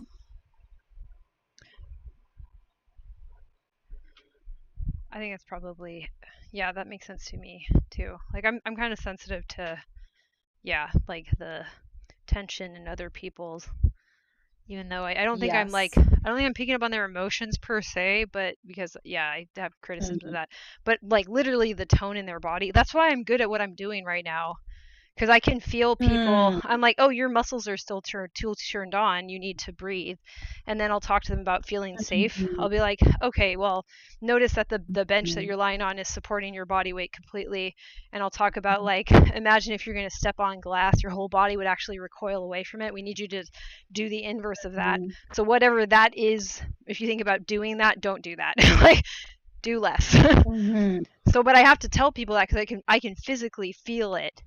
I can see it too, but it's like it's more of a tactile thing. And like when I see people's body, I have that made me good at ballet. I have some form of synesthesia. That's like the mirror touch, mirror pain thing.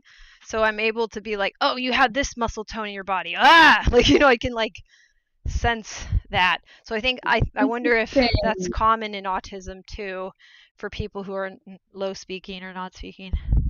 Can only stay in chat for a bit, but checking in with chat. Okay, go ahead. That's really interesting. I have a question and then a comment. Unless like if anyone else wants to feel free after my question. Is that something that you always remember having, or do you remember developing it later in life? Oh, That's a very good question.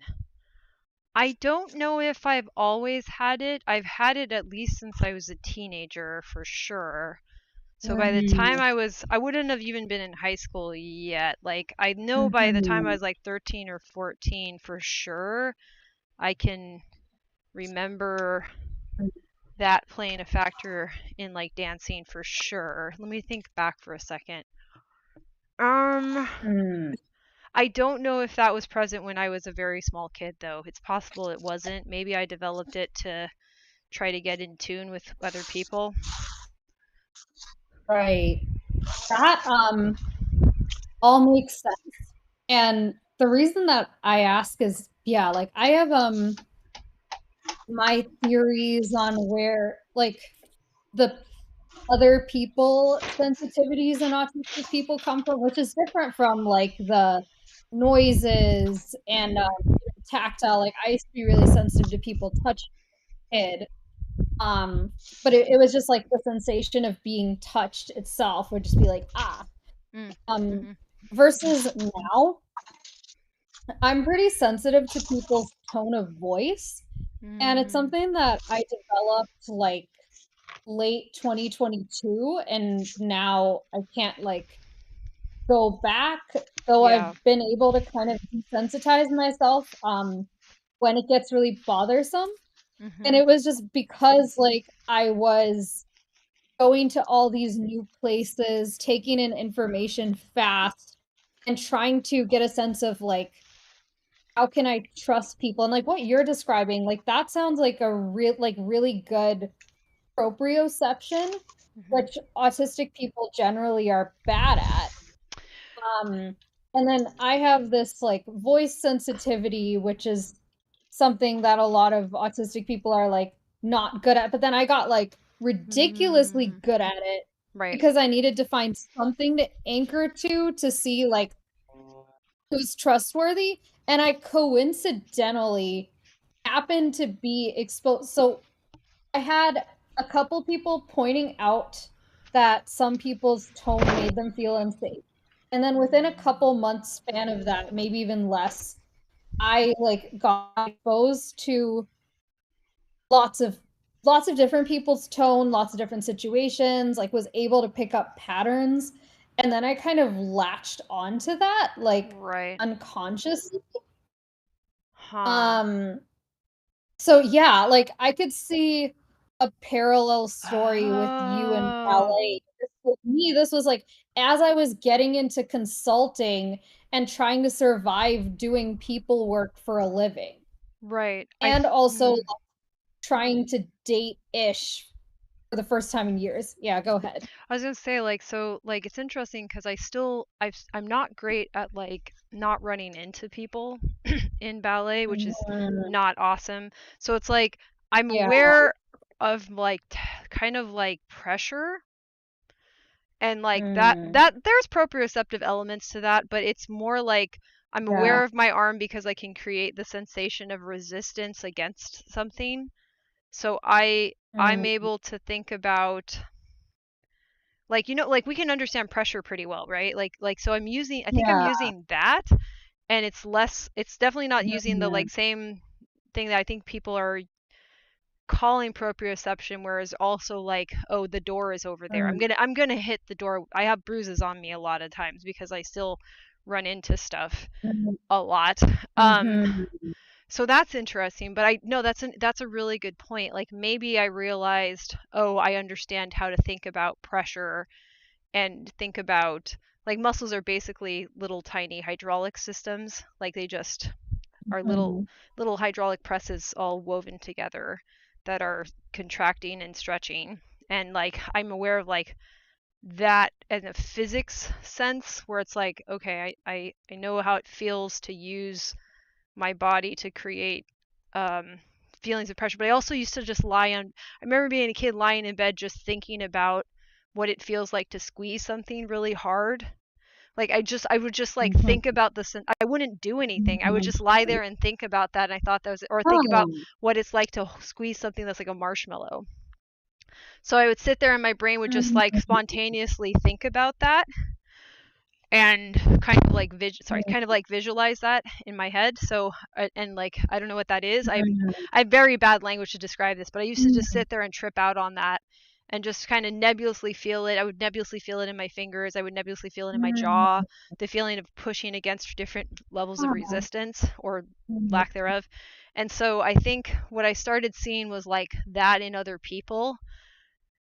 And because it was really valuable in ballet, and it's gotten better, because that's the kind of interesting, the more I think about it, like I've gotten way better of it over being trained, like way better. So it was like interesting to me, and I still can like see it, but now I see it more and more, and I think I liked ballet because the more I did it, the more I could see that in my body and other people's bodies, and I'm still getting better at it. That sounds very relatable to my story as well, because I would imagine like I would try to recall what did people's voice sound like in this situation, or like what would it sound like, you know, and it's to the point where I can kind of feel it via text, and I'm usually right, but sometimes I'm way off, but I'm convinced I'm right.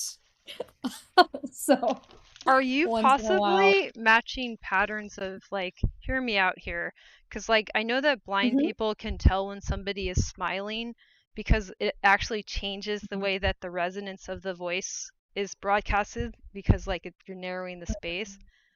So then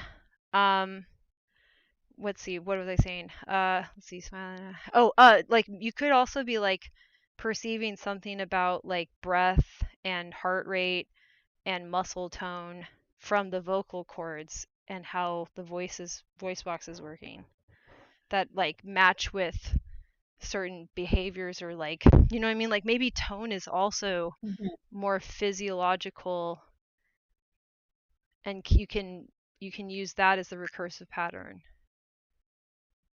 So what I notice is mostly tension or lack thereof. And like more chill versus more stressed out, more happy versus not. And then there's like the tense intenseness, and then there's like sad intenseness. Yeah, it's not very granular, but it's like there are these handful of categories. But yeah, like and then some level of more to less intense within there. But I don't know how granular those in between there are. If it's like a step function. Yeah. So that's interesting. Yeah, yeah, it probably is the adaptation, I should say, to the problem that I'm facing of like lacking the dynamic processing of global configurational stuff. It's like, okay, these features are going to behave consistently, and I don't know, like that's Yeah, and it's really interesting how, going back to last, we're talking about variation within autistic people. So I was running into a challenge with an autistic person who would want to do everything in person, even if it's going to be next week and then next week and then it's been a month. Right. Versus I'm like, can you please just text me or call? And then it didn't come up until later that she can only tell when someone's upset with body language. She said in person, which I'm not sure, would Zoom be an absolute no? Would it work if I like stay back in my chair? But I did feel after hearing that, like, wow, I guess it is kind of a privilege that I randomly from what I mentioned, as well as I forgot to mention that I was on Clubhouse chronically for a good year, so social audio. I happened to get really comfortable to the point where this is like better for me than a Zoom call because I can move around and be comfy, and I'm just fine with, like, I'm more sensitive to the tone if I'm not also getting body language. And sometimes like body language on top of the tone, it's like I kind of I can't afford to be as sensitive with the tone. Versus for someone who their anchor is in-person body language, but then they also have sensory overload and can't work in person all the time. Like, Yeah.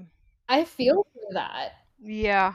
Right. And like this is where it's like maybe it would be better if we learned some skills like on purpose, because like maybe Yep. I wonder if it's just random what we're picking as like, okay, we'll try to max that one out. It's like it seems recursive, and then it's really hard for us to like learn a new skill. Like I think I probably could learn more about tone, and like you just presented like incentive for me to do it, because I don't like being on Zoom because my auditory processing starts to eat shit, because I can't understand people's movements, and I'm having to police my own movements or else I'll start to look weird, including the fact that like for me to process what's going on, I usually have to look down. So my auditory processing is really good, but I have to defocus my eyes. So if you said to me like, okay, we'll get you to like listen for tone, I'm like, okay, what is tone? And then if I start listening for like literal like muscular tone, and I'm like, oh, I know how to do that. I just have to transfer it over to the voice, and then I'll have to know a couple of illnesses and conditions that can change somebody's vocal cords, right? Like I bet if somebody has a condition that causes drying of the mucous membranes, their voice is going to be different, you know?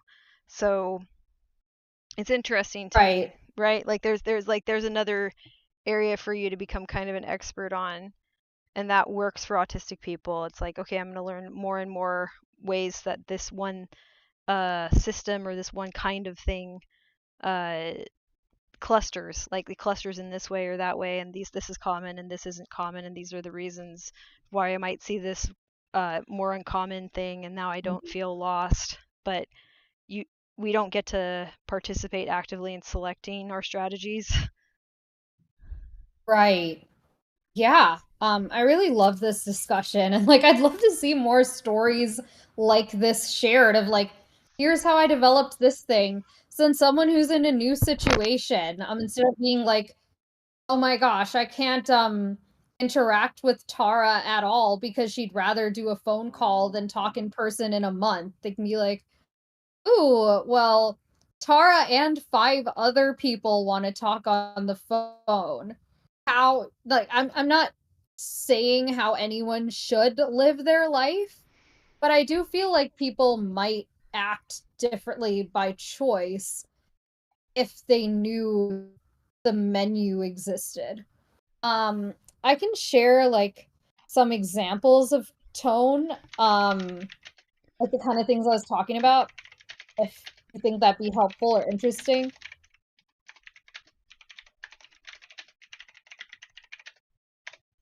hmm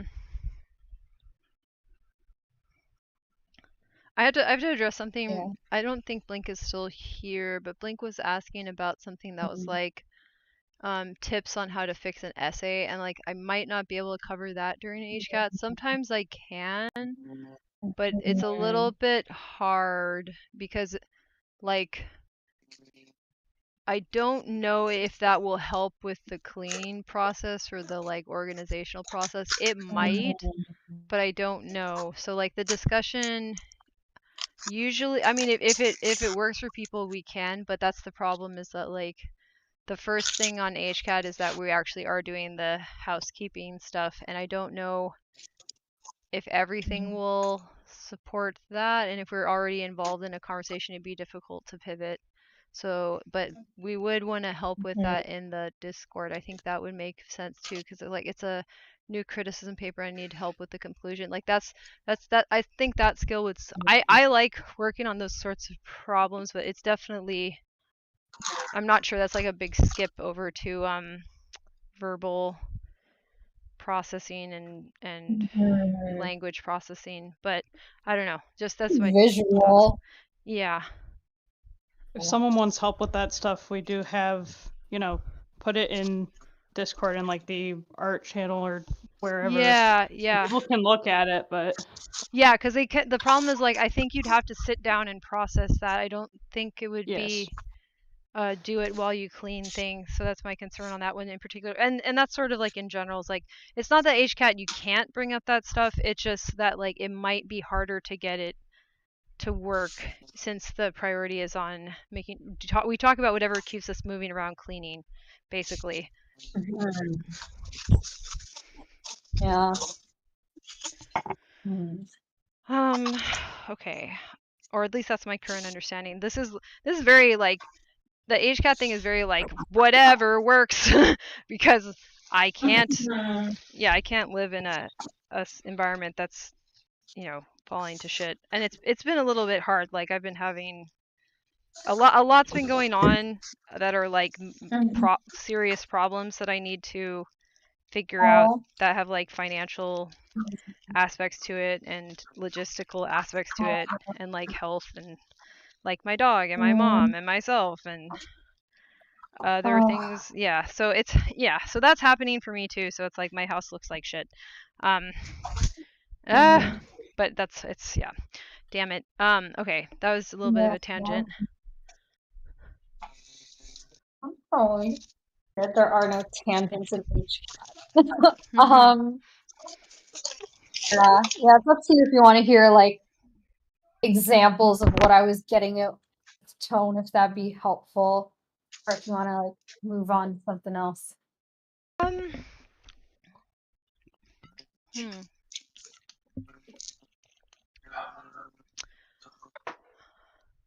Here, I have a question about it. So, my assumption is that you've been working with tone to interact with people in the field that you're interested in. In life in general. In life in general, yeah. Oh yeah, because like dating and stuff too. Does it help you to camouflage better, or does it make you more useful and you don't really camouflage because it's like a different way to address tone than a typical person?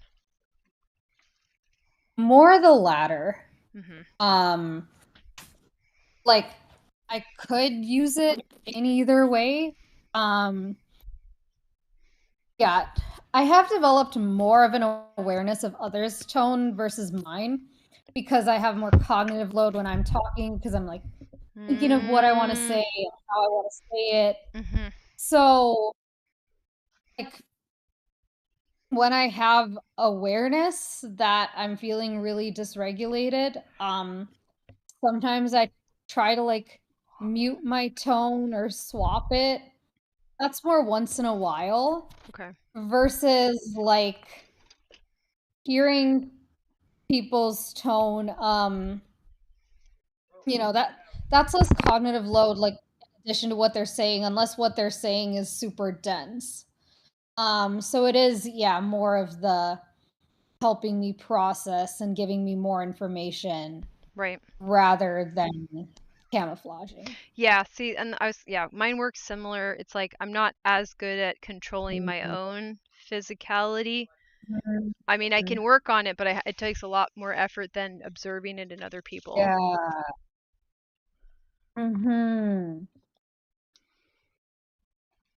Yeah. That's really interesting trend, if that's like a thing, because in society, like we're kind of trusted that we know something if like we can demonstrate it with ourselves and like if we have it all figured out, versus like someone who's really good at understanding social dynamics between other people but like for whatever cognitive load reason, you can't emulate it that well yourself. Like it's a Right. lot harder to be trusted for that unless you're like, you know, YouTube commenting about it, and then you're in the mix of with the problemification people you were talking about and like Yeah. trying to get there. Yeah, exactly. And so even with dance, so I could do it, but I'd be like, I have to take longer to figure this out. So I'd be like frustrated because it'd be moving too fast. I'm like, it's not that I can't improve in this, but I need to analyze and think about my observations and then try a couple different ways to figure out how to do it in my own body, because it's not like the mirroring is like very, I feel like whenever I try to mirror another person, it's not coordinated. And I need to work on it a little bit. Like parts of it will be fine, but parts of it won't be fine. And that's probably because I just have a different neurology enough that like my imitation isn't close enough because my brain isn't close enough. And then I have to kind of fix it. But that just takes Yeah. longer. Yeah. I resonate with all that. And I feel that way with things I'm learning as well, where like I need that time to reflect.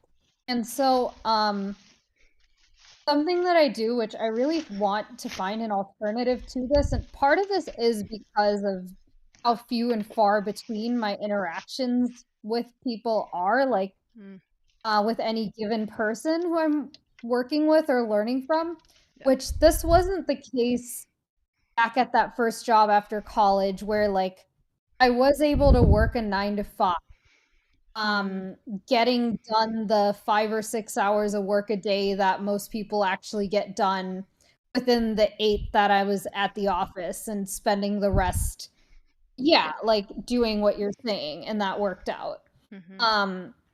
But now with like a lot of 9 to 5s, they expect like boom, boom, boom.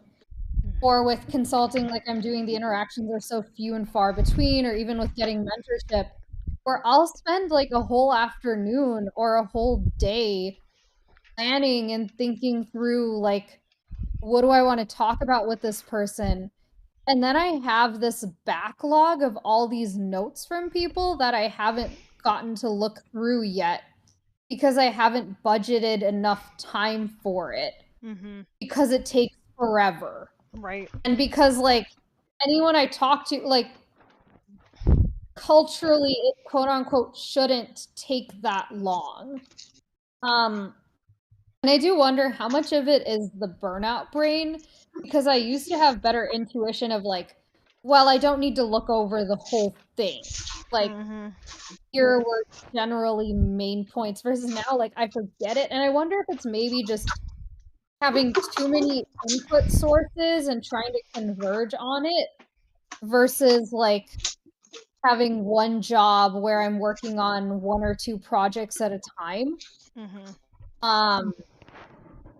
Because like Matt, that autism coach I told you about, thinks I'm spending too much time and being too hyper vigilant, which I hope he's right, because I'm miserable. Right. But that's what I'm doing with that time. Right. It's hard to stop being hypervigilant because you might be right. Like I can understand that. Yeah. I don't know where things are coming from, and if it's like that's the only area that I can perceive, I might be like, well, it beats not doing that. Yeah, and another thing that's tough is when I get ridiculously good at something, but I can only have the bandwidth to do it for like 2 hours a day because of how hyper vigilant I need to be to do it. And so like there would be things that I could do unsustainably while job hunting, for example. Right. And I know I can't do it for 8 hours a day. And then I'm like, was it even worth building this skill? Because it's really tough, because like any skill at first when it's new, you can't jump right to doing it all day, every day, like working out. Yeah, exactly. And I'm like, is this just the process? And then I hit some wall at like, if it's 6 hours a day, I might be able to finesse that and like find a job where if it's not that I'm supposed to work 12 hours a day, like that might be okay. But if it's at like 3, it's just like, right. okay, what can I do with that? Unless like I can find some way to monetize it on my own. But also like, do I want to be being hyper and how often? Yeah, yeah. No, that's a big ask. Your nervous system can only take so much. I think that's the problem that I'm hitting right now. Like my nervous system is shot. Yeah. Mine too. Yeah. Really hard. When I broke down this week, I had a little meltdown. It was just like I hit a last straw, and it's fine. There's like so much that like I don't want to dump everything, but it's like it suffices to say that like it's kind of ridiculous how many things I'm trying to deal with. So I hit a last straw and is like that was too much, and I just kind of sat there and like melted down, and which for me is just like kind of rocking and crying and stuff. And generally looking like I have autism because I do. And then I was like, okay, so what I wanted was help. I was like, I need help and I can't get help. And that's not something that most people would understand. They'd be like, don't say you can't get help. You deserve help. I'm like, no, I'm disabled in a way that doesn't make any sense to the people that have power and money. So I don't have help.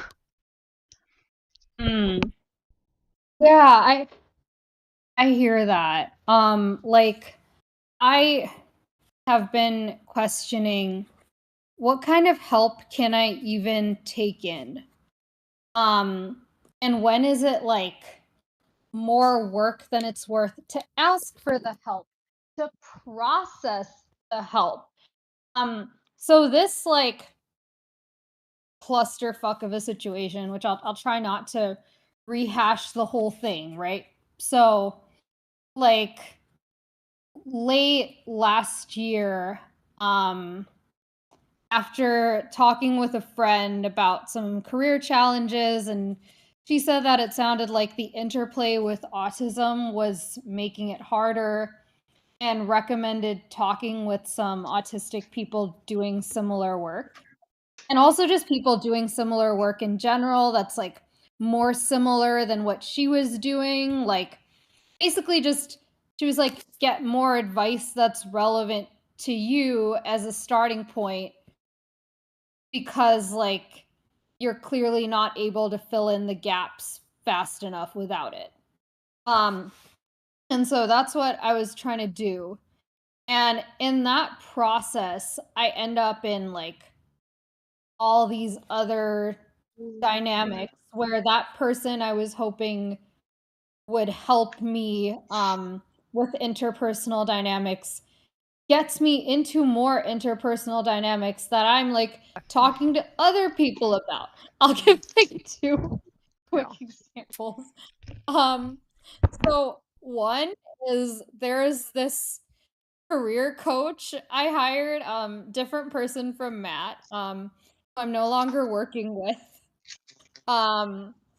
who made a bunch of intros, like, which, you know, that's a great and helpful thing to do, which like I didn't even ask for. Like my goal was figuring out like there are these 5 different places I could focus on my career. Where is a good place to focus? And then I'm like spending all my time like talking to these, not all my time, but you know, spending time talking to these people, figuring out how to respond to each message. And then there was someone who like we were talking about a potential gig, and then I paid for a whole coaching session with this coach to talk about like how to handle that. And then after getting into more talks with this person, she said she wanted to book 1 hour at a time and see how it goes.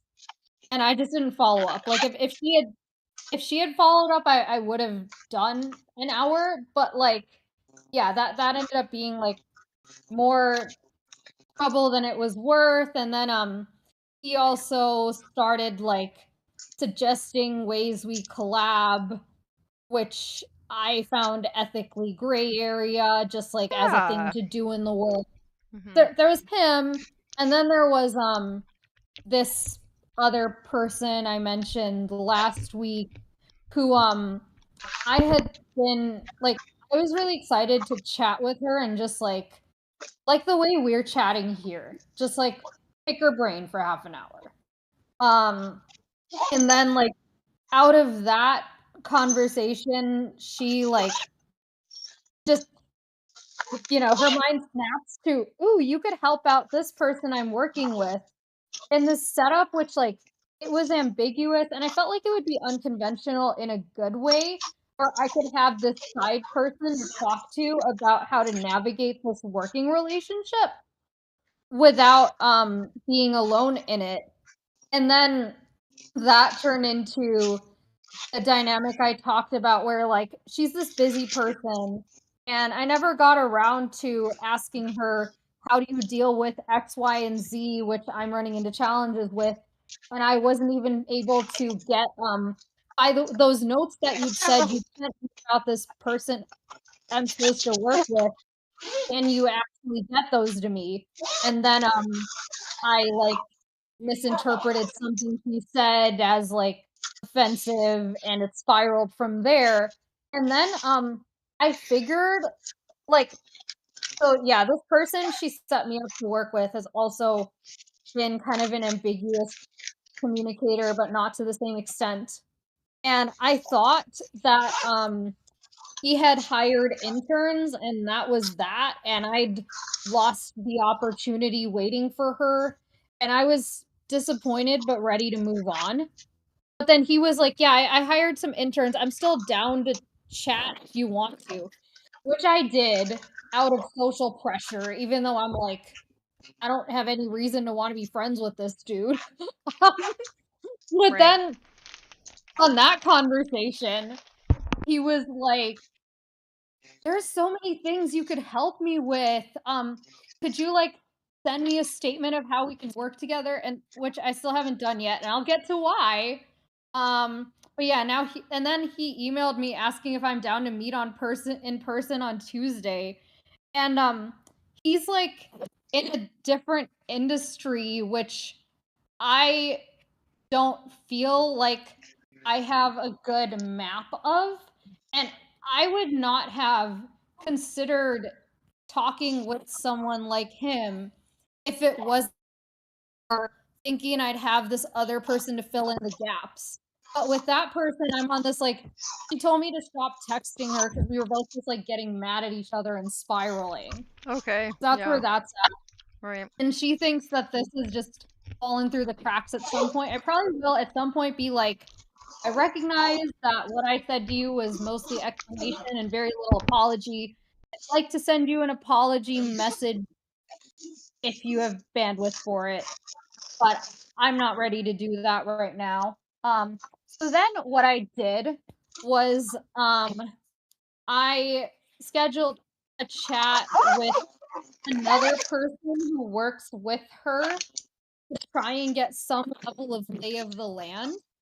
And then out of that conversation, he mentioned this full-time role at the company where he and her work at.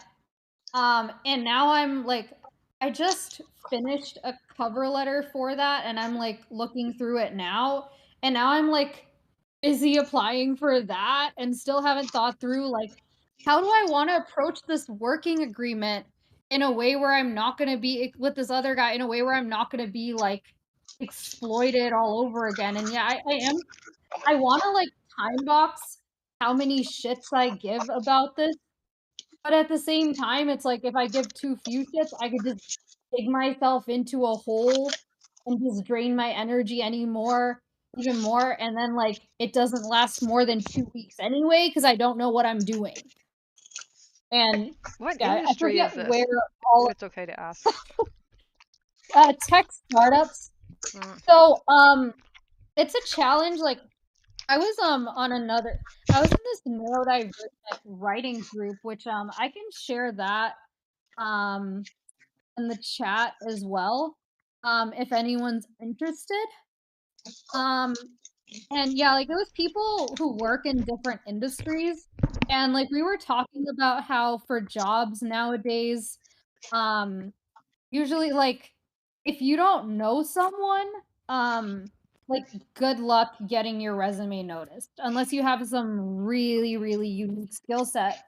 So that turns into this, like, everyone knows everyone, like, this global configurational nightmare, and it feels like there's no alternative to it, and it feels like I can't just be like, "Can you help me?"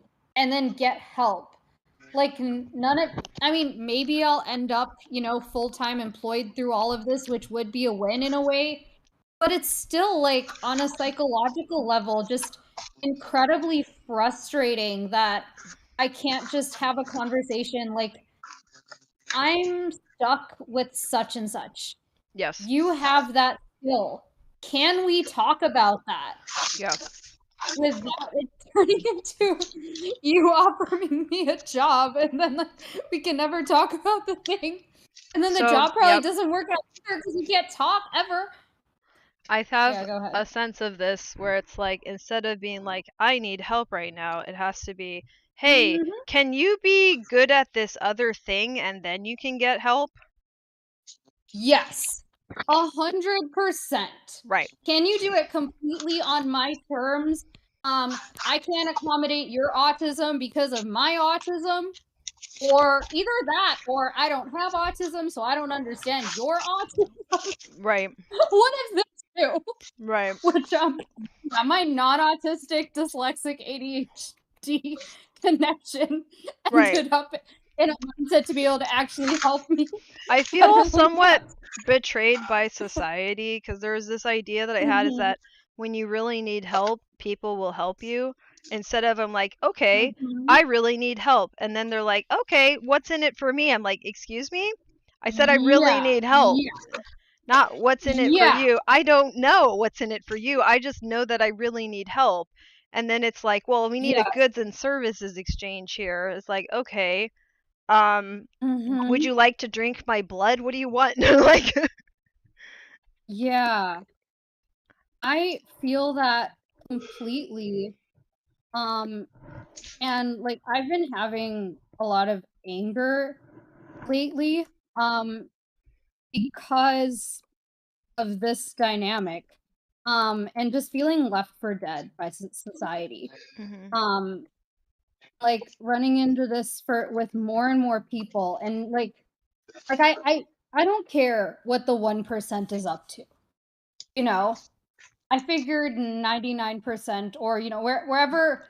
I figured there's some line where people aren't being assholes. At least like the bottom 50, where people aren't that like either selfish or just overestimate their capability, or like, ooh, wouldn't I love to get this need for myself filled while also helping a disabled person? Yeah. And it's like, yeah, and just like how much work I've put into like helping people just to help them. But Yeah. apparently I'm not special enough to be helped. Yeah. And There's no point I where don't you'll know. need help enough that people will just stop and help you. I'm like, does this ever happen? Like Right?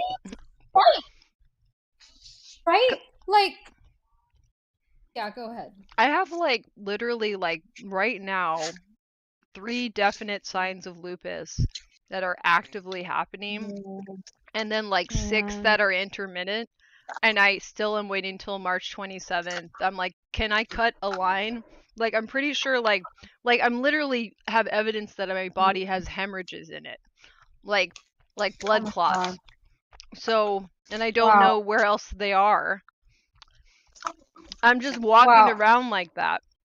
And that's just what's Oh my happening. god.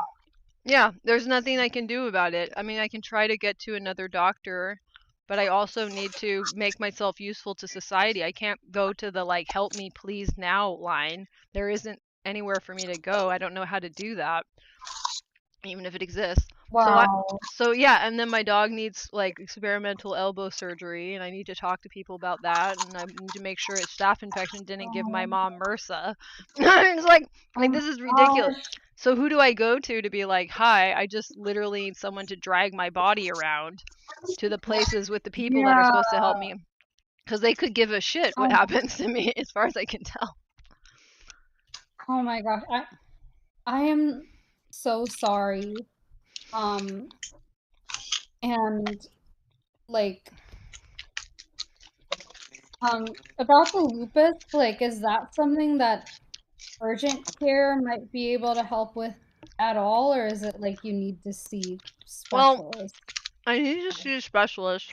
That's what I have this appointment for in the far distant future.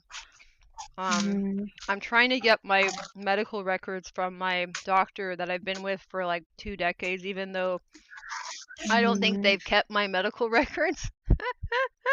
Oh man, yeah, those systems are like, yeah, having worked in that field, they're like switching to something new every couple of years. Yeah, And they delete yeah, everything. like, doctors keep asking me for like medical history from when I was 4 years old, and I'm like, I don't know. They were supposed to have my records, you know, like if anybody, or I wish they had told me they were going to delete them. That would have been helpful to know that they weren't actually tracking my medical records. Anyways, so Dang. yeah, so I'm trying to grab that to go see a different doctor to see if they can give me a referral that will be to a different practice that will be faster. Because I'm pretty sure this is like not a good idea.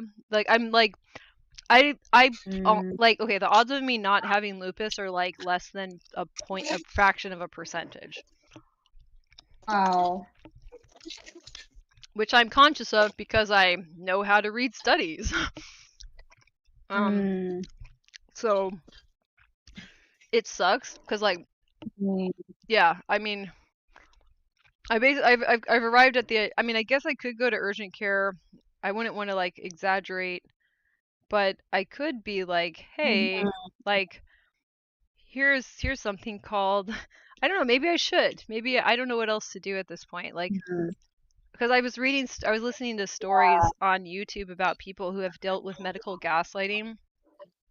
And I was like, there's something called like urgent diagnostics or something like that. Like I was like, oh, like you can go to a hospital and they'll take you in and they'll like check if you have fucking lupus. Like I was like, can I just do that? Like, but I have no idea what to do, or when I'm gonna run into someone's like, oh, our hands are tied because the the utopia of rules thing where it's all bureaucratic and nobody, you know, it's like, I can't cut any lines because someone will get in trouble if they help me to cut a line or whatever. But I'm like, well, what if I like collapse in front of you? Is that when you let me cut? Yeah. Yeah, I hear all that. Yeah, like it can be hard to find a doctor who genuinely cares about helping people enough to like go beyond the bureaucratic, this is how it's usually done. Yeah. Like, do you know people who like help people with rare diseases, or like I can try asking. I don't have, as far as I know, experience. a connection like so I know there's like a clinic that it, like, I'm in a good area for lupus, like technically, of course that isn't where I was referred to, but there are clinics that are like, you know, part of teaching hospitals and stuff like that that are more innovative, like Stanford has stuff and UCSF has stuff. But I wasn't referred to either of those places, and my doctor is, I obviously have very low trust of them anyway, and they've kind of been dismissing me as crazy prior to, I'm sorry. yeah, well, prior to being like, oh shit, you have bad blood work. I'm like, also, if you had kept my medical records, you would have known that this isn't new. and nobody Oh, followed up on it. Anyway, so it's like it's a pretty big mess, and I think that like I need someone to call doctors on my behalf and talk. I don't know who to talk to, and I've kind of gotten messed up by all this, where oh, I'm like really physically exhausted, and I've been not oh, feeling well, but I have to pretend I'm fine because it oh, doesn't, I'm not, it'll look like I'm just trying to get attention. And since I'm not literally dying or like passing out or having something catastrophic happen where I have to be admitted to an emergency room, I have to pretend it's not happening because I just have to, I guess, is how I've interpreted it. And so like I don't even want to talk to doctors because of that. Even though like I'll oh, look down at my hands, I have something called splinter hemorrhages in my nails, and I've had those for I don't know how long, forever. But now I know what they actually mean. Those are blood clots. oh, wow. Yeah. So I'm like, cool, I have blood clots. Dope. So I probably have some form of like vasculitis, which also tracks with other things like my migraines, which I'm on a medication for now, which is helping that, but I still have like signs of the vasculitis thing. It's not good. It's not good, but I have absolutely no idea. Like there's no like how am I supposed to line up? Does this make sense? Like how am I supposed to line up these dominoes if nobody wants to talk to Oh, me? yeah, yeah. I hear all of that, and lining up dominoes is exactly what it feels like. Yeah.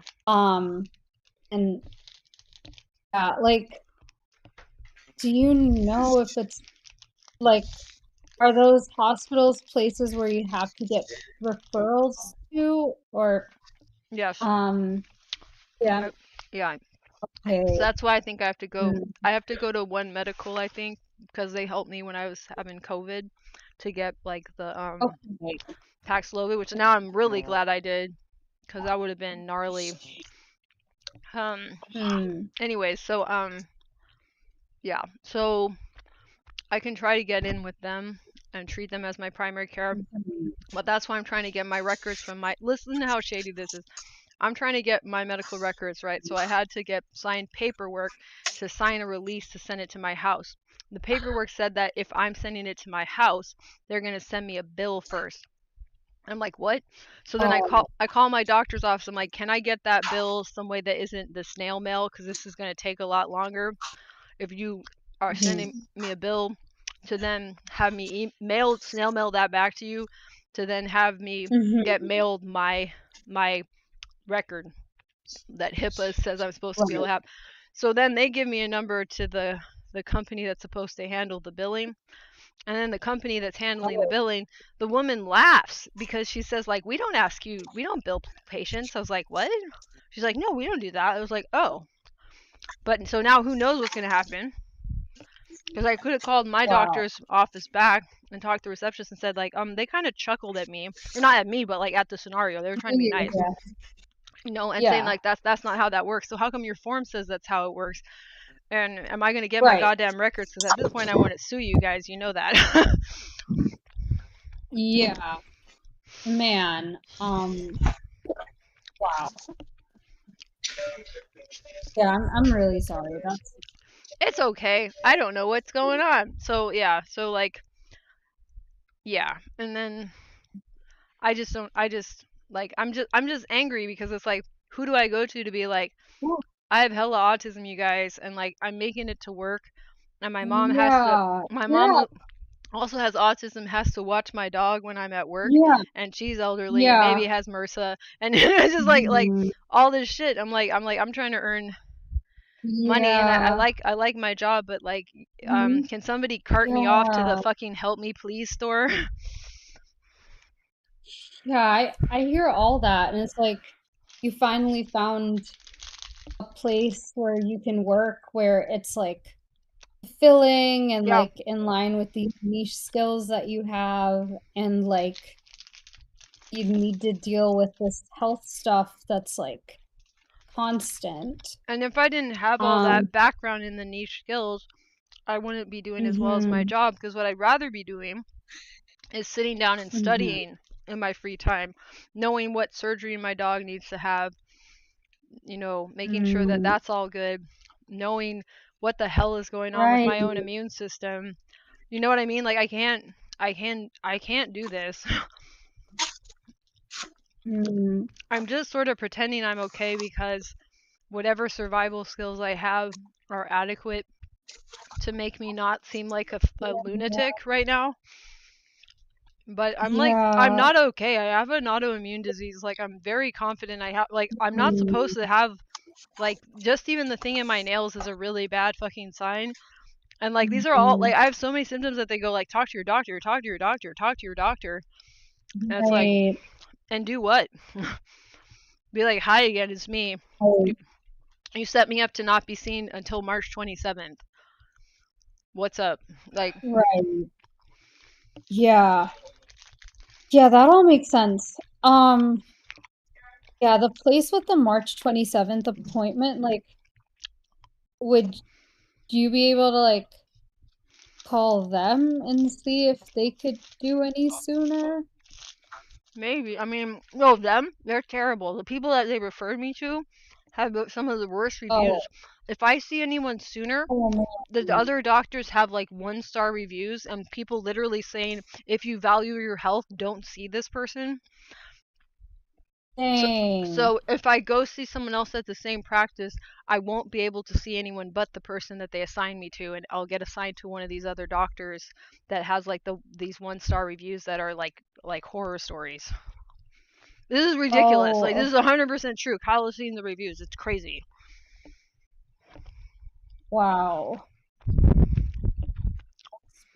Really sad. And my doctor, I do not understand this part, or it's a nurse practitioner, she discouraged me from going to this other clinic. That's like, because there is these big deal clinics, saying that, like, anecdotally, this one woman who had a complex case of lupus that was her patient went to this one doctor that I'm going to have to wait another month and a half or something to go see. Well, maybe not a month and a half, a month and 10 days to go. Wait, January, February, March. Yeah, month and 10 days to go see. That like, oh well, like the people at UCSF just said that they do the same treatment as her anyway. So I'm like, okay. That doesn't mean they do it as well. Yeah. I know that doctors have deals between each other and they like take each other out to fancy dinners and stuff and like sign these, or I don't know if it's sign, but it's like they have their go-to person to refer people to. Got it. And some doctors really like care about creating lists of people who are actually good and like talking to them more to make sure they're competent versus like who's the best buddy. Yeah. Yeah, I don't know what's going on with that. So I don't trust my doctor's office, and if anything, I'm trying not to tip them off that I don't trust them, so I can make sure I can try to get as much of my records as possible, because I'm going to need those even to like pursue some sort of recompense about all this shit that's gone down, because I do kind of think it's their fault.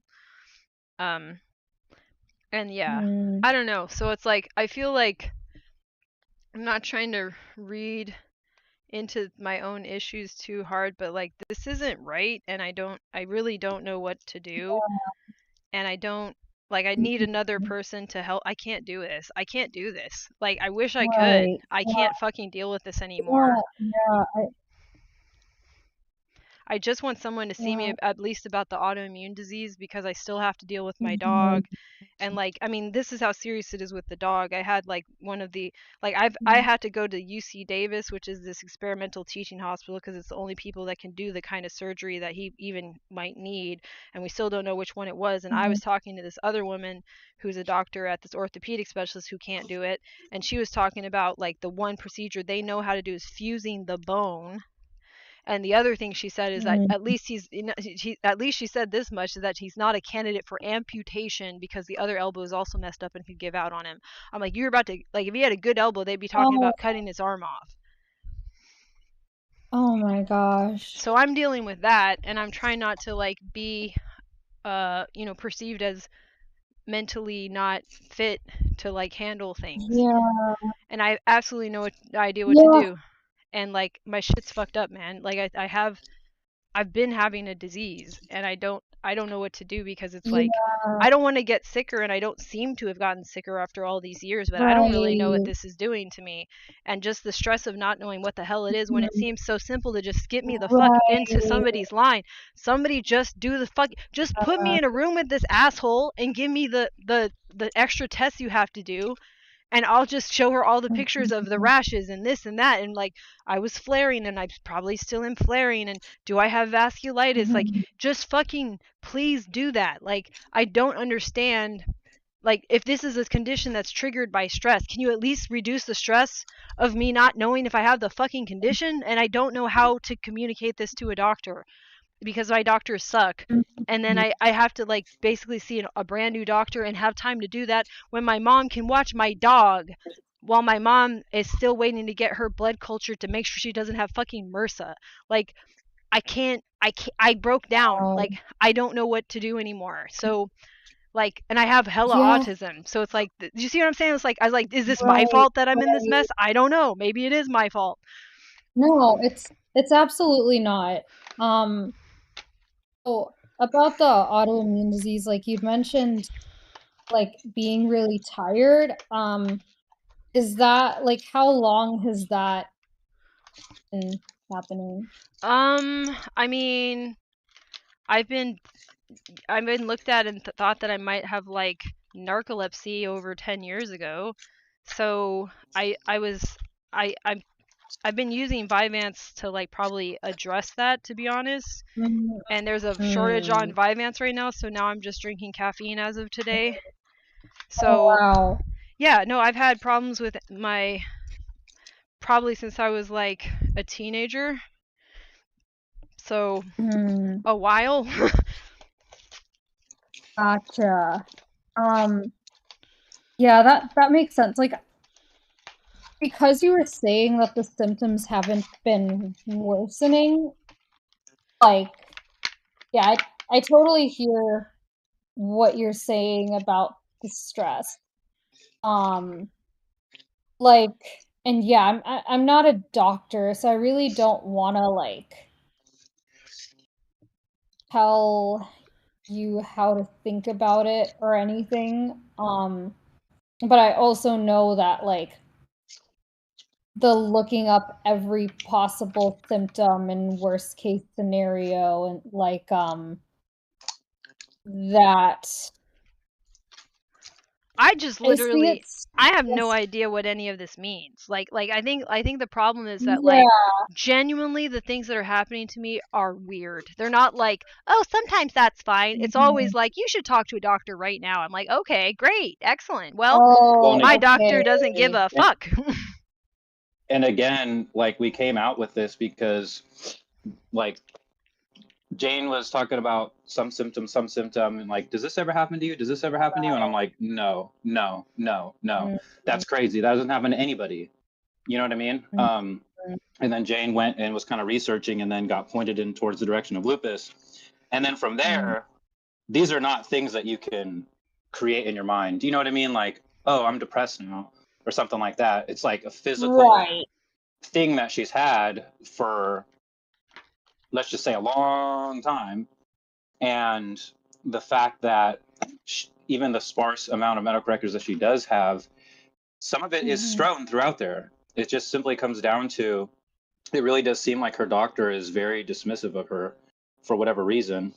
And I even listened in on a call one time when Jane was contacting them, and they're just, they're very less than helpful, very less than helpful. But I think, for what it's worth, it's like, do you not look it up, or do you look it up? And it's like, well, if you don't look it up, Right. you're never going to know what it is. If you do look it up, that might be stressful, but at least you have stuff to pay attention to. Like, so for example, she has a better understanding of why she was getting migraines. We don't have the proof or the complete understanding, but Right. it was just like, oh, you have mystery migraines forever. So don't eat chocolate, don't eat coffee, don't do this, don't do that, don't do this, don't do that. And it's Right. like, oh, Yeah.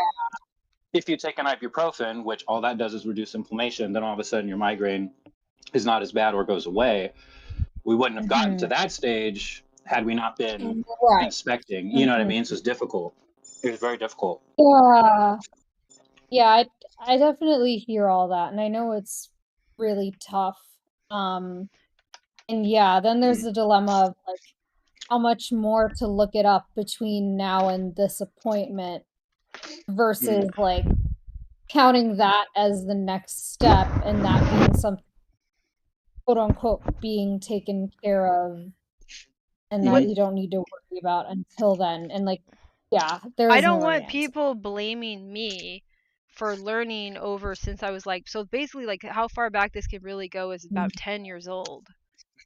So if they're telling like, so I've never known what healthy is like is possibly what just happened to me. Like I have absolutely, Right. so I learned to minimize everything so much that I don't know if it's stupid that I'm continuing onwards like this. Like I don't know if a Right. normal person would be like, I need help immediately because this is wrong, because I've never felt what it's like to not be sick. Right. Mhm. That makes sense. Um, yeah, like I can, yeah, resonate with some of that on the level of autism and masking, but not like the autoimmune disease side. And yeah, like, yeah, what is something that needs to be addressed today versus like something that's been happening. Like, so you'd mentioned worrying about like being blamed. Um Yeah, like like why didn't you talk to us sooner when it's like you guys taught me that I don't know what bad feels mm, like, and that if I say something doesn't feel right, that no, I must be wrong about that. So I basically like don't have any way to communicate with anyone where it's like I mhm, and in order for me to get help, I have to walk in there being like, I know there's people that need mhm, help more than me. Let me make sure that I center all of those people that definitely need more help than me. You know what? Why don't I just leave right now? I'm so sorry I even bothered you. And then I go back uh, to me being like, I know I'm not well. And then now I'm just sitting around like, can you imagine being happy that you have like these things are called splinter hemorrhages. I'm like, I have 1, 2, 3, 4, 5 on one. Oh, another one just propped up. I'm like, oh yay, another one popped up. Now I can take a mhm, picture of it on my stupid little phone so that I can bring it to mhm, this doctor who doesn't give a fuck. Like, mhm, like I'm like, oh, now they can't tell me that I'm making it up. Yay! Even though it shouldn't be yay, I have mhm. hemorrhages that are coming from a blood clot that I don't know the extent of. Right. Like I could have a fucking seizure or something. Like I could have an aneurysm. Mhm, If I have blood clots, I don't know mhm. what that means. Yeah. I hear that. Um so the splinter hemorrhages on your hands, are those new? No. But I don't know because I've never gotten to talk about these ever. I don't know the Mhm. pattern of them because I had to encode in myself to ignore this as soon as I possibly could.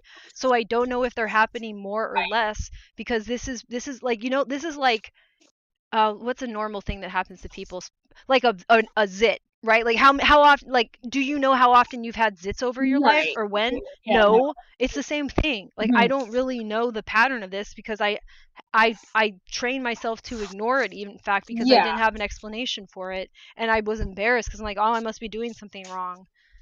Maybe I'm gross. Right. Yeah. Yeah, I recognize that. I mean, I can understand like where that's coming from, like because everyone else isn't talking about what their hands look like Right. you wouldn't know. And yeah, No, yeah, and like you were saying, you thought you were blotchy. yeah, exactly. It's the same. It's exactly like even one time I didn't know what it was, and I remember when you're doing ballet, you sew up your shoes a lot. I remember one time I like clipped my nail down and tried to dig it out with a fucking needle from my sewing kit because I was just like, what is that? Maybe I can like get a scrap of it and take it to my doctor, because I didn't know how to Google this shit or anything. I didn't know about autoimmune diseases, so I didn't know the terms for this.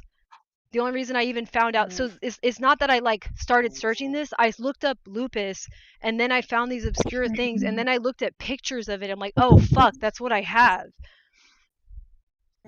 So that's like, it's depressing on one level, because it's like, oh, this just doesn't happen to other people unless if you, and my blood, I don't know if I talked about this. So my blood is at this titer, so I have anti-nuclear antibodies, and I got my blood retested, even because like this first thing was given by my neurologist because she was just ruling things in and out, and my ANA was at a high titer and a homogeneous pattern, and that tracks with systemic lupus something. It's SLE, okay? So some form of lupus. And then since then, so I got my blood redone so that they couldn't deny me, basically, since it was done a year ago, right? So just because you could have a healthy person, but the odds of that are like less, like it would be like 1 to 5% that a healthy person could get that result. I did it again, and my titer level doubled, so that means the likelihood of it decreased in half as well. So now I'm like either a fraction of a percentage likelihood that I could be healthy and have that result, or I have fucking lupus. Like you need to do additional blood work to test it and to confirm it. And there's other issues that happen with the kind of lupus that I have, including something called vasculitis, which could be the hemorrhages, or I could have a specific kind of lupus that attacks my blood system, like my blood vessels.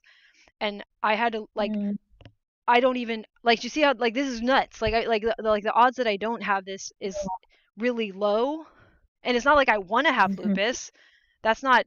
Yeah. But I've been having something, and I don't know what it is. And now that like the pieces are coming together, it's kind of like, well, you just keep on going. I'm like, how do I know that how could I possibly know that I'm healthy if I've been dealing with really painful symptoms, but my pain threshold is incredibly high now. Yeah. Yeah.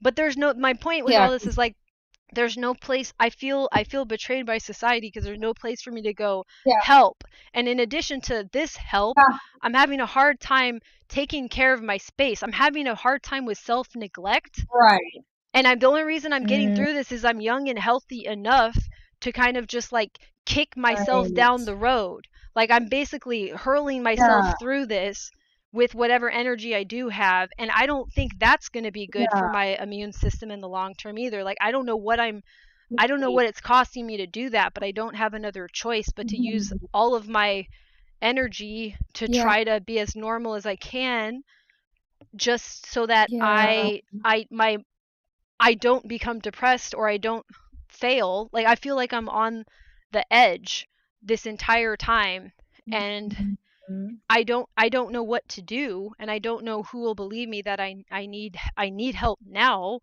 Like I need a fucking caseworker kind of help. Like I need someone to like literally manage this for me, and I don't know. See what I'm saying? So it's like I probably could get in to see a different doctor, but how am I supposed to coordinate that right now? Like what I really need is a doctor to come to my fucking house. I can't do this. And like, and I just I'm sorry this is turning into like a whole thing, but like I feel so betrayed because I'm like, I don't know how to fix this. And it's not that I'm imagining that there's something there. My dog really has fucked up elbows. My mom really has like some blood work that's happening. I really have symptoms of lupus and the right blood work to suggest I have lupus. Right. Yeah. And there's like, I just feel betrayed because there's literally nowhere in society I can go to be like, hey, there's probably another way to navigate to the finish line here. Yeah. But I can barely get groceries for myself. I've been eating like a weirdo. I mostly eat the snacks at work. Yeah. Yeah. I hear that.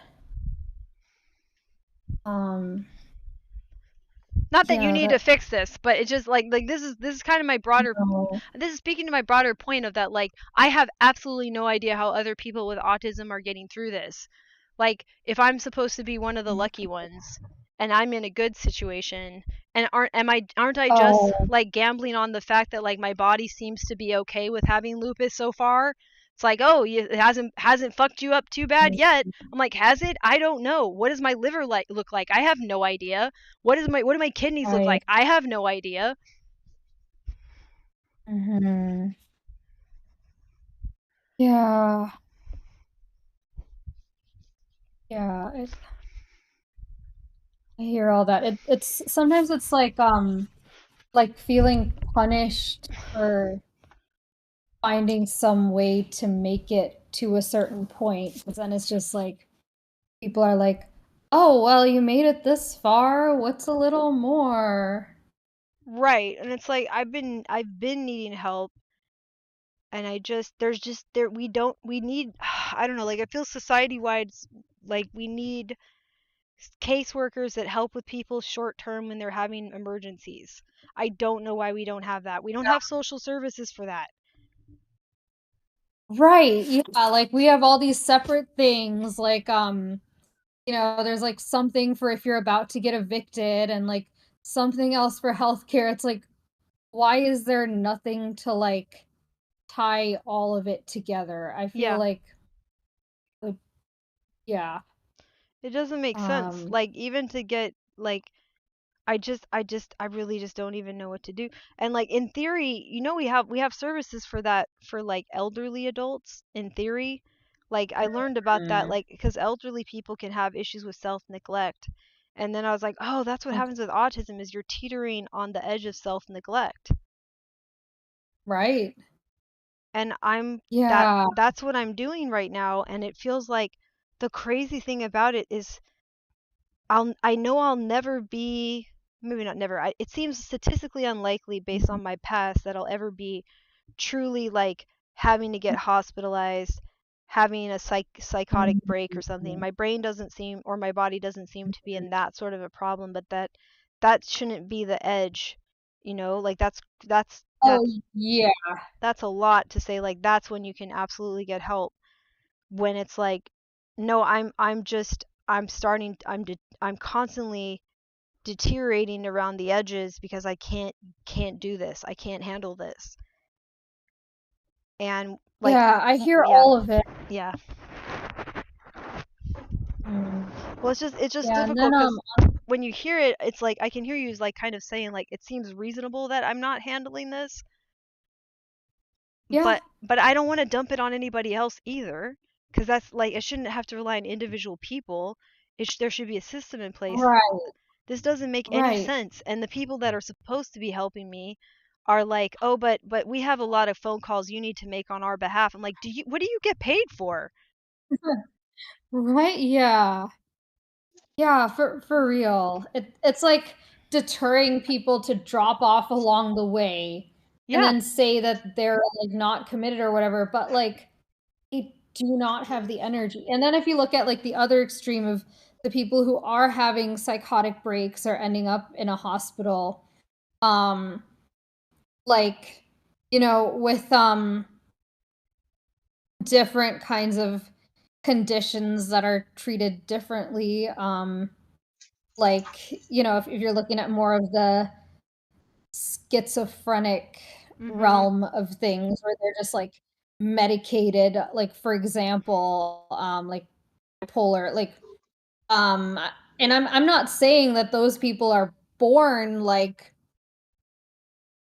where that's bound to happen. It's like that's how they're treated by the medical system. Yeah, And then like if they're from a young age ending up at the hospital repeatedly, they might not be able to legally become like adult status right, and have exactly. rights. Exactly. And yeah, like it's really messed up. Um and that's why I'm like personally I feel like the kind of systems that I would like to see more of are like this there's this company unmute.today Hmm. where they do what you're saying for therapists where you pay 35 bucks and they'll like have a person find you 6 therapist options. Right. And they're based in California, actually. But like, yeah, I feel like that kind of thing where it's through a private system and like people will have to pay some money, but it's like, I just feel like that's worth it. governments will find a way, right? Right, because right now what Yeah. I'm having to do is, first of all, anybody could call and say they're me, okay? Like, all I need to know is my birth date, honestly, and like I guess my social Right. last 4 of my social. They could be doing what I'm trying to do, and call all these Right. damn doctors and find out all their red tape and all their crap. But me trying to figure it out and then being put on hold and then this and that, I'm trying to keep having a job. Yeah. Right. Yeah, while you're dealing with chronic fatigue. Yes. Yeah, absolutely. Yeah, I know people have hired virtual assistants for this kind of thing too. And then I don't know where you find a good one. Right. I mean, shit, that's not a bad idea. Like I want to look into that, like a virtual medical assistant or something like that. I don't know. Let me see if that Any exists. virtual, if it's someone you trust, or just someone who needs a little money. Yeah. Like, like a friend who's in between jobs who you trust enough or something. Mhm.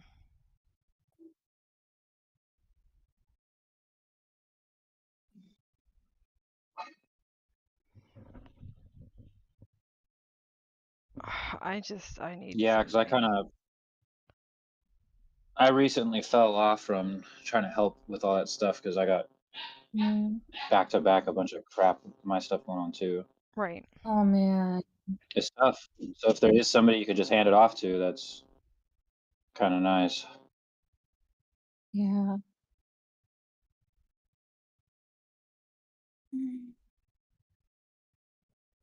Maybe there is one though. Hi, dog.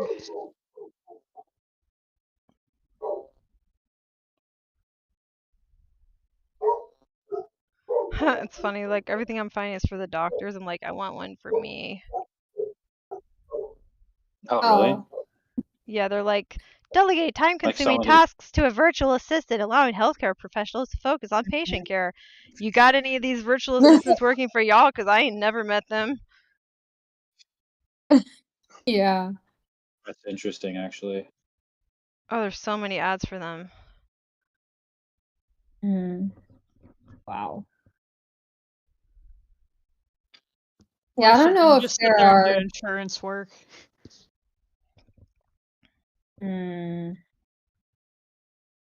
Pre-authorizations for doctor and shit takes up a lot of time for them, as I understand it. That's probably most of what they're doing, to be honest, is just doing all the forms for Medicaid.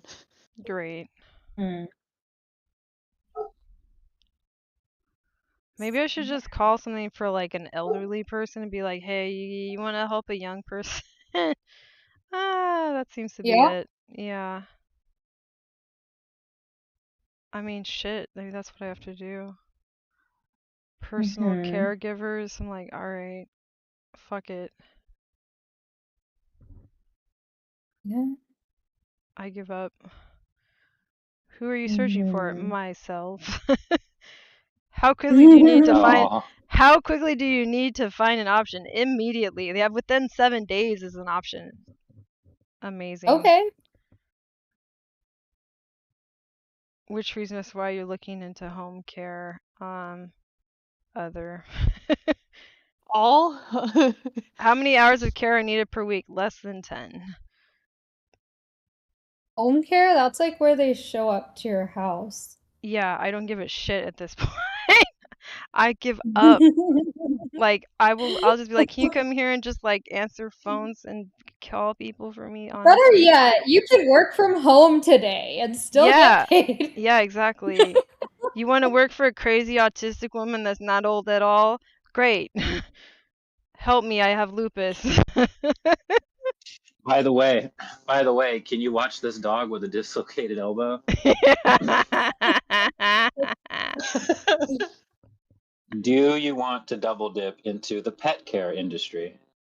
It could be a real good thing for you to climb the corporate ladder. Oh man, okay, let's see. What do we got? What exists in this area? I really don't know what else to fucking do at this point. Mhm.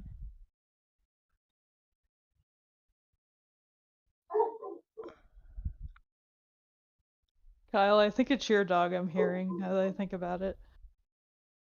Oh, okay. Let me see if I can I don't know give if the that's old command your out dog, the window. but I'm like, that's too deep to be Merlin. That's not Merlin. It's two of our dogs, the Barker ones. Ginger doesn't really bark like this. It's the other.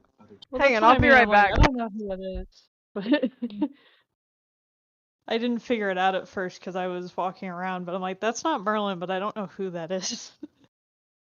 Merlin's Mhm. too high pitched for that. Yeah, Yeah, and I know eventually you Kyle start. has big dogs, so I see. well, at So least if they don't. bigger. Yeah, the two. It's Leo and Coda. They're barkers. They just bark. They just Are bark. they It's like a thing shepherds? that. 'Cause that's what they sound like. Yeah, they're. Leo is a Great Pyrenees and Coda's a Great Pyrenees, uh, Anatolian Shepherd, and Oh, you've got frigging livestock guardians, of course. yeah, and like they're here right now because a lot of times they're at the ranch, but yeah, they're just barking, just like everybody stay away, I and mean, like they are guardians. That's literally what they're they for, are, so yeah, that makes sense. exactly. The best thing is that they they really like to bark. They bark during the day, but they really like to bark from the hours of 10 p.m. to 4 a.m. the entire time. Yeah, that is exactly what they're bred for, is to watch out for And you know what's coyotes coming after shit. and you know what's funny? They refuse to go on walks, so you can't even tire them out. Huh. And Yeah. they'll just sit down. They're just like, I'm not Yep. wasting energy. I got to be ready for Yep. tonight. What are you talking about? Yep. Yeah, that And my aunt has a Great Pyrenees / Husky mix, which you can imagine he's a trip of an animal. yeah, But yeah, he just howls, but it's that husky, obnoxious talking the whole time. right. He's a Yeah. sweetheart, but God, he's loud. Yeah, same thing with these two. They're really sweet, but they're just I just have to poke my head out the window and whistle at them and then they go, "Oh, sorry, I'll stop." Well, it's more like they're like, oh, the human's acknowledging that something is out here. I can shut up now. Yeah. Basically. Yeah. Just over 200 pounds of together. They're just well over 200 pounds of barking machine. Yeah, I was like, that's not Kyle's dog, but who is that? Yeah. My family dogs. Yeah, when you said ranch, I'm like, that makes sense. That's exactly the right environment for them. Yeah. Definitely. And actually one night when my dad was out there with them, they just walk around because they go exploring a little bit, but they usually stay around him to protect him, right? But this coyote was up on top of a hill and started yipping at them, and they both took off to attack it. My dad's like trying to call them back, and the girl Coda, she started coming back, but then she'd go back to Leo and then back to him and back to Leo, back to him. But Yeah, she was like, I don't know what to do. Leo didn't even register, and he chased that coyote. And my dad tried to find him, but he says pitch black, and he was trying to listen for him. And then he said he heard a big old, because you know coyotes, they lure dogs away. Mm-hmm. Yeah.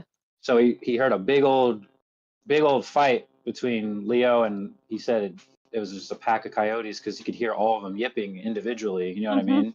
Yeah. And then all of a sudden it got real quiet, and then one of the coyotes just started wailing while my dad's yelling for Leo to come back. And then Leo came back, and he's all just covered in spit and just filthy, and he's like, he's like drooling a little bit, but he's got like a big smile on his face, and his eyes are all like big, like yeah. And my dad said for the next few hours he just heard that coyote crying. So I was like, well, that's great. Now he's a killer, so Well, I don't know what the to do thing, about that. honestly, them killing coyotes that come onto their property is literally exactly what they're supposed to do. It's exactly what they're bred for. Because Yeah. otherwise, they don't even like register other dogs as anything. They just like look at No. other dogs and like, okay. Well, So yeah, they can tell the because difference. dogs aren't a threat to them. Yeah. Coyotes, I think, are quite literally what a lot of them do is keep coyote away from sheep and stuff. And wolves too. Yeah, That's their main coyotes are purpose. creepy little things too. So Yeah. I've accidentally wound up like I didn't realize it at the time, but I wound up making eye contact with a pack of coyotes before and been like, well, I was like, what the fuck were those eyes? And then tell my dad about it, and it was fucking coyotes. Yeah, they're creepy little things. Yeah. Wolves don't usually come near you though, like coyotes do. Yeah. I wonder if it's like because we've been around coyotes so much and they're better at hiding than wolves, and there's never like a big like, all right, it's hunting season, go out and hunt coyotes from the top of a helicopter.